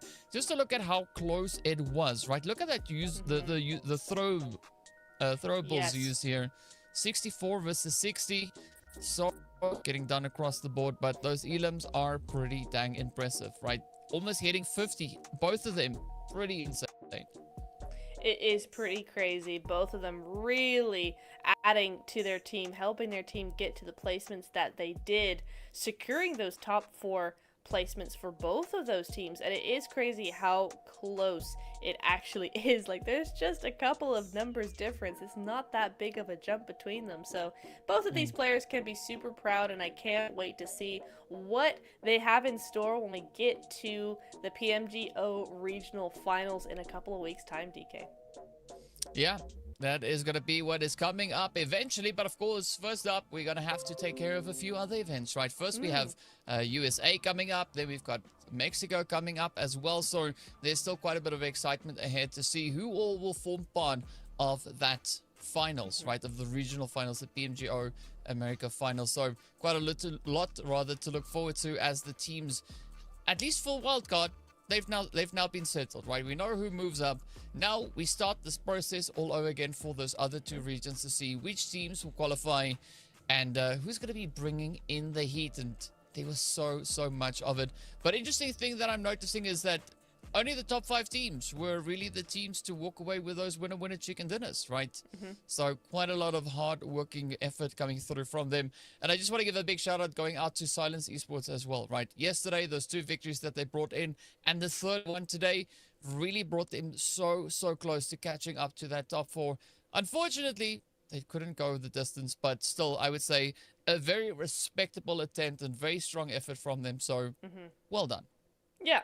Absolutely, I totally agree with that. Plus, the first Erangel that they won, kind of in a landslide in many ways, right? So they really did do a lot of great things. I loved seeing a lot of the strategies from a lot of these teams. Abyss as well, I know we keep talking about them, but I did like a lot of their plays. It just wasn't able to translate onto paper this weekend, which is a shame, but, you know, big GG's going over to them. But everybody, I love how even it was across the leaderboard. Everybody had their chance to shine. Even if it didn't mean a win, it was still a top 5. It was still a cool play on stream. So I really enjoyed this weekend, actually. It was really fun. The pacing was really fun. These teams were just ready to get into the action, so it was great.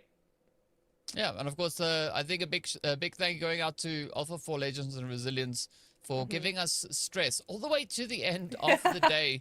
Thank you so much for that. We appreciate you. But yeah, it was very exciting and we loved the games. We look forward to seeing what the other regions are going to be bringing in.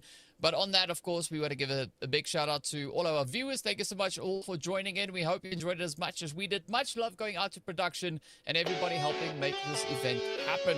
So pleased with what it has turned into.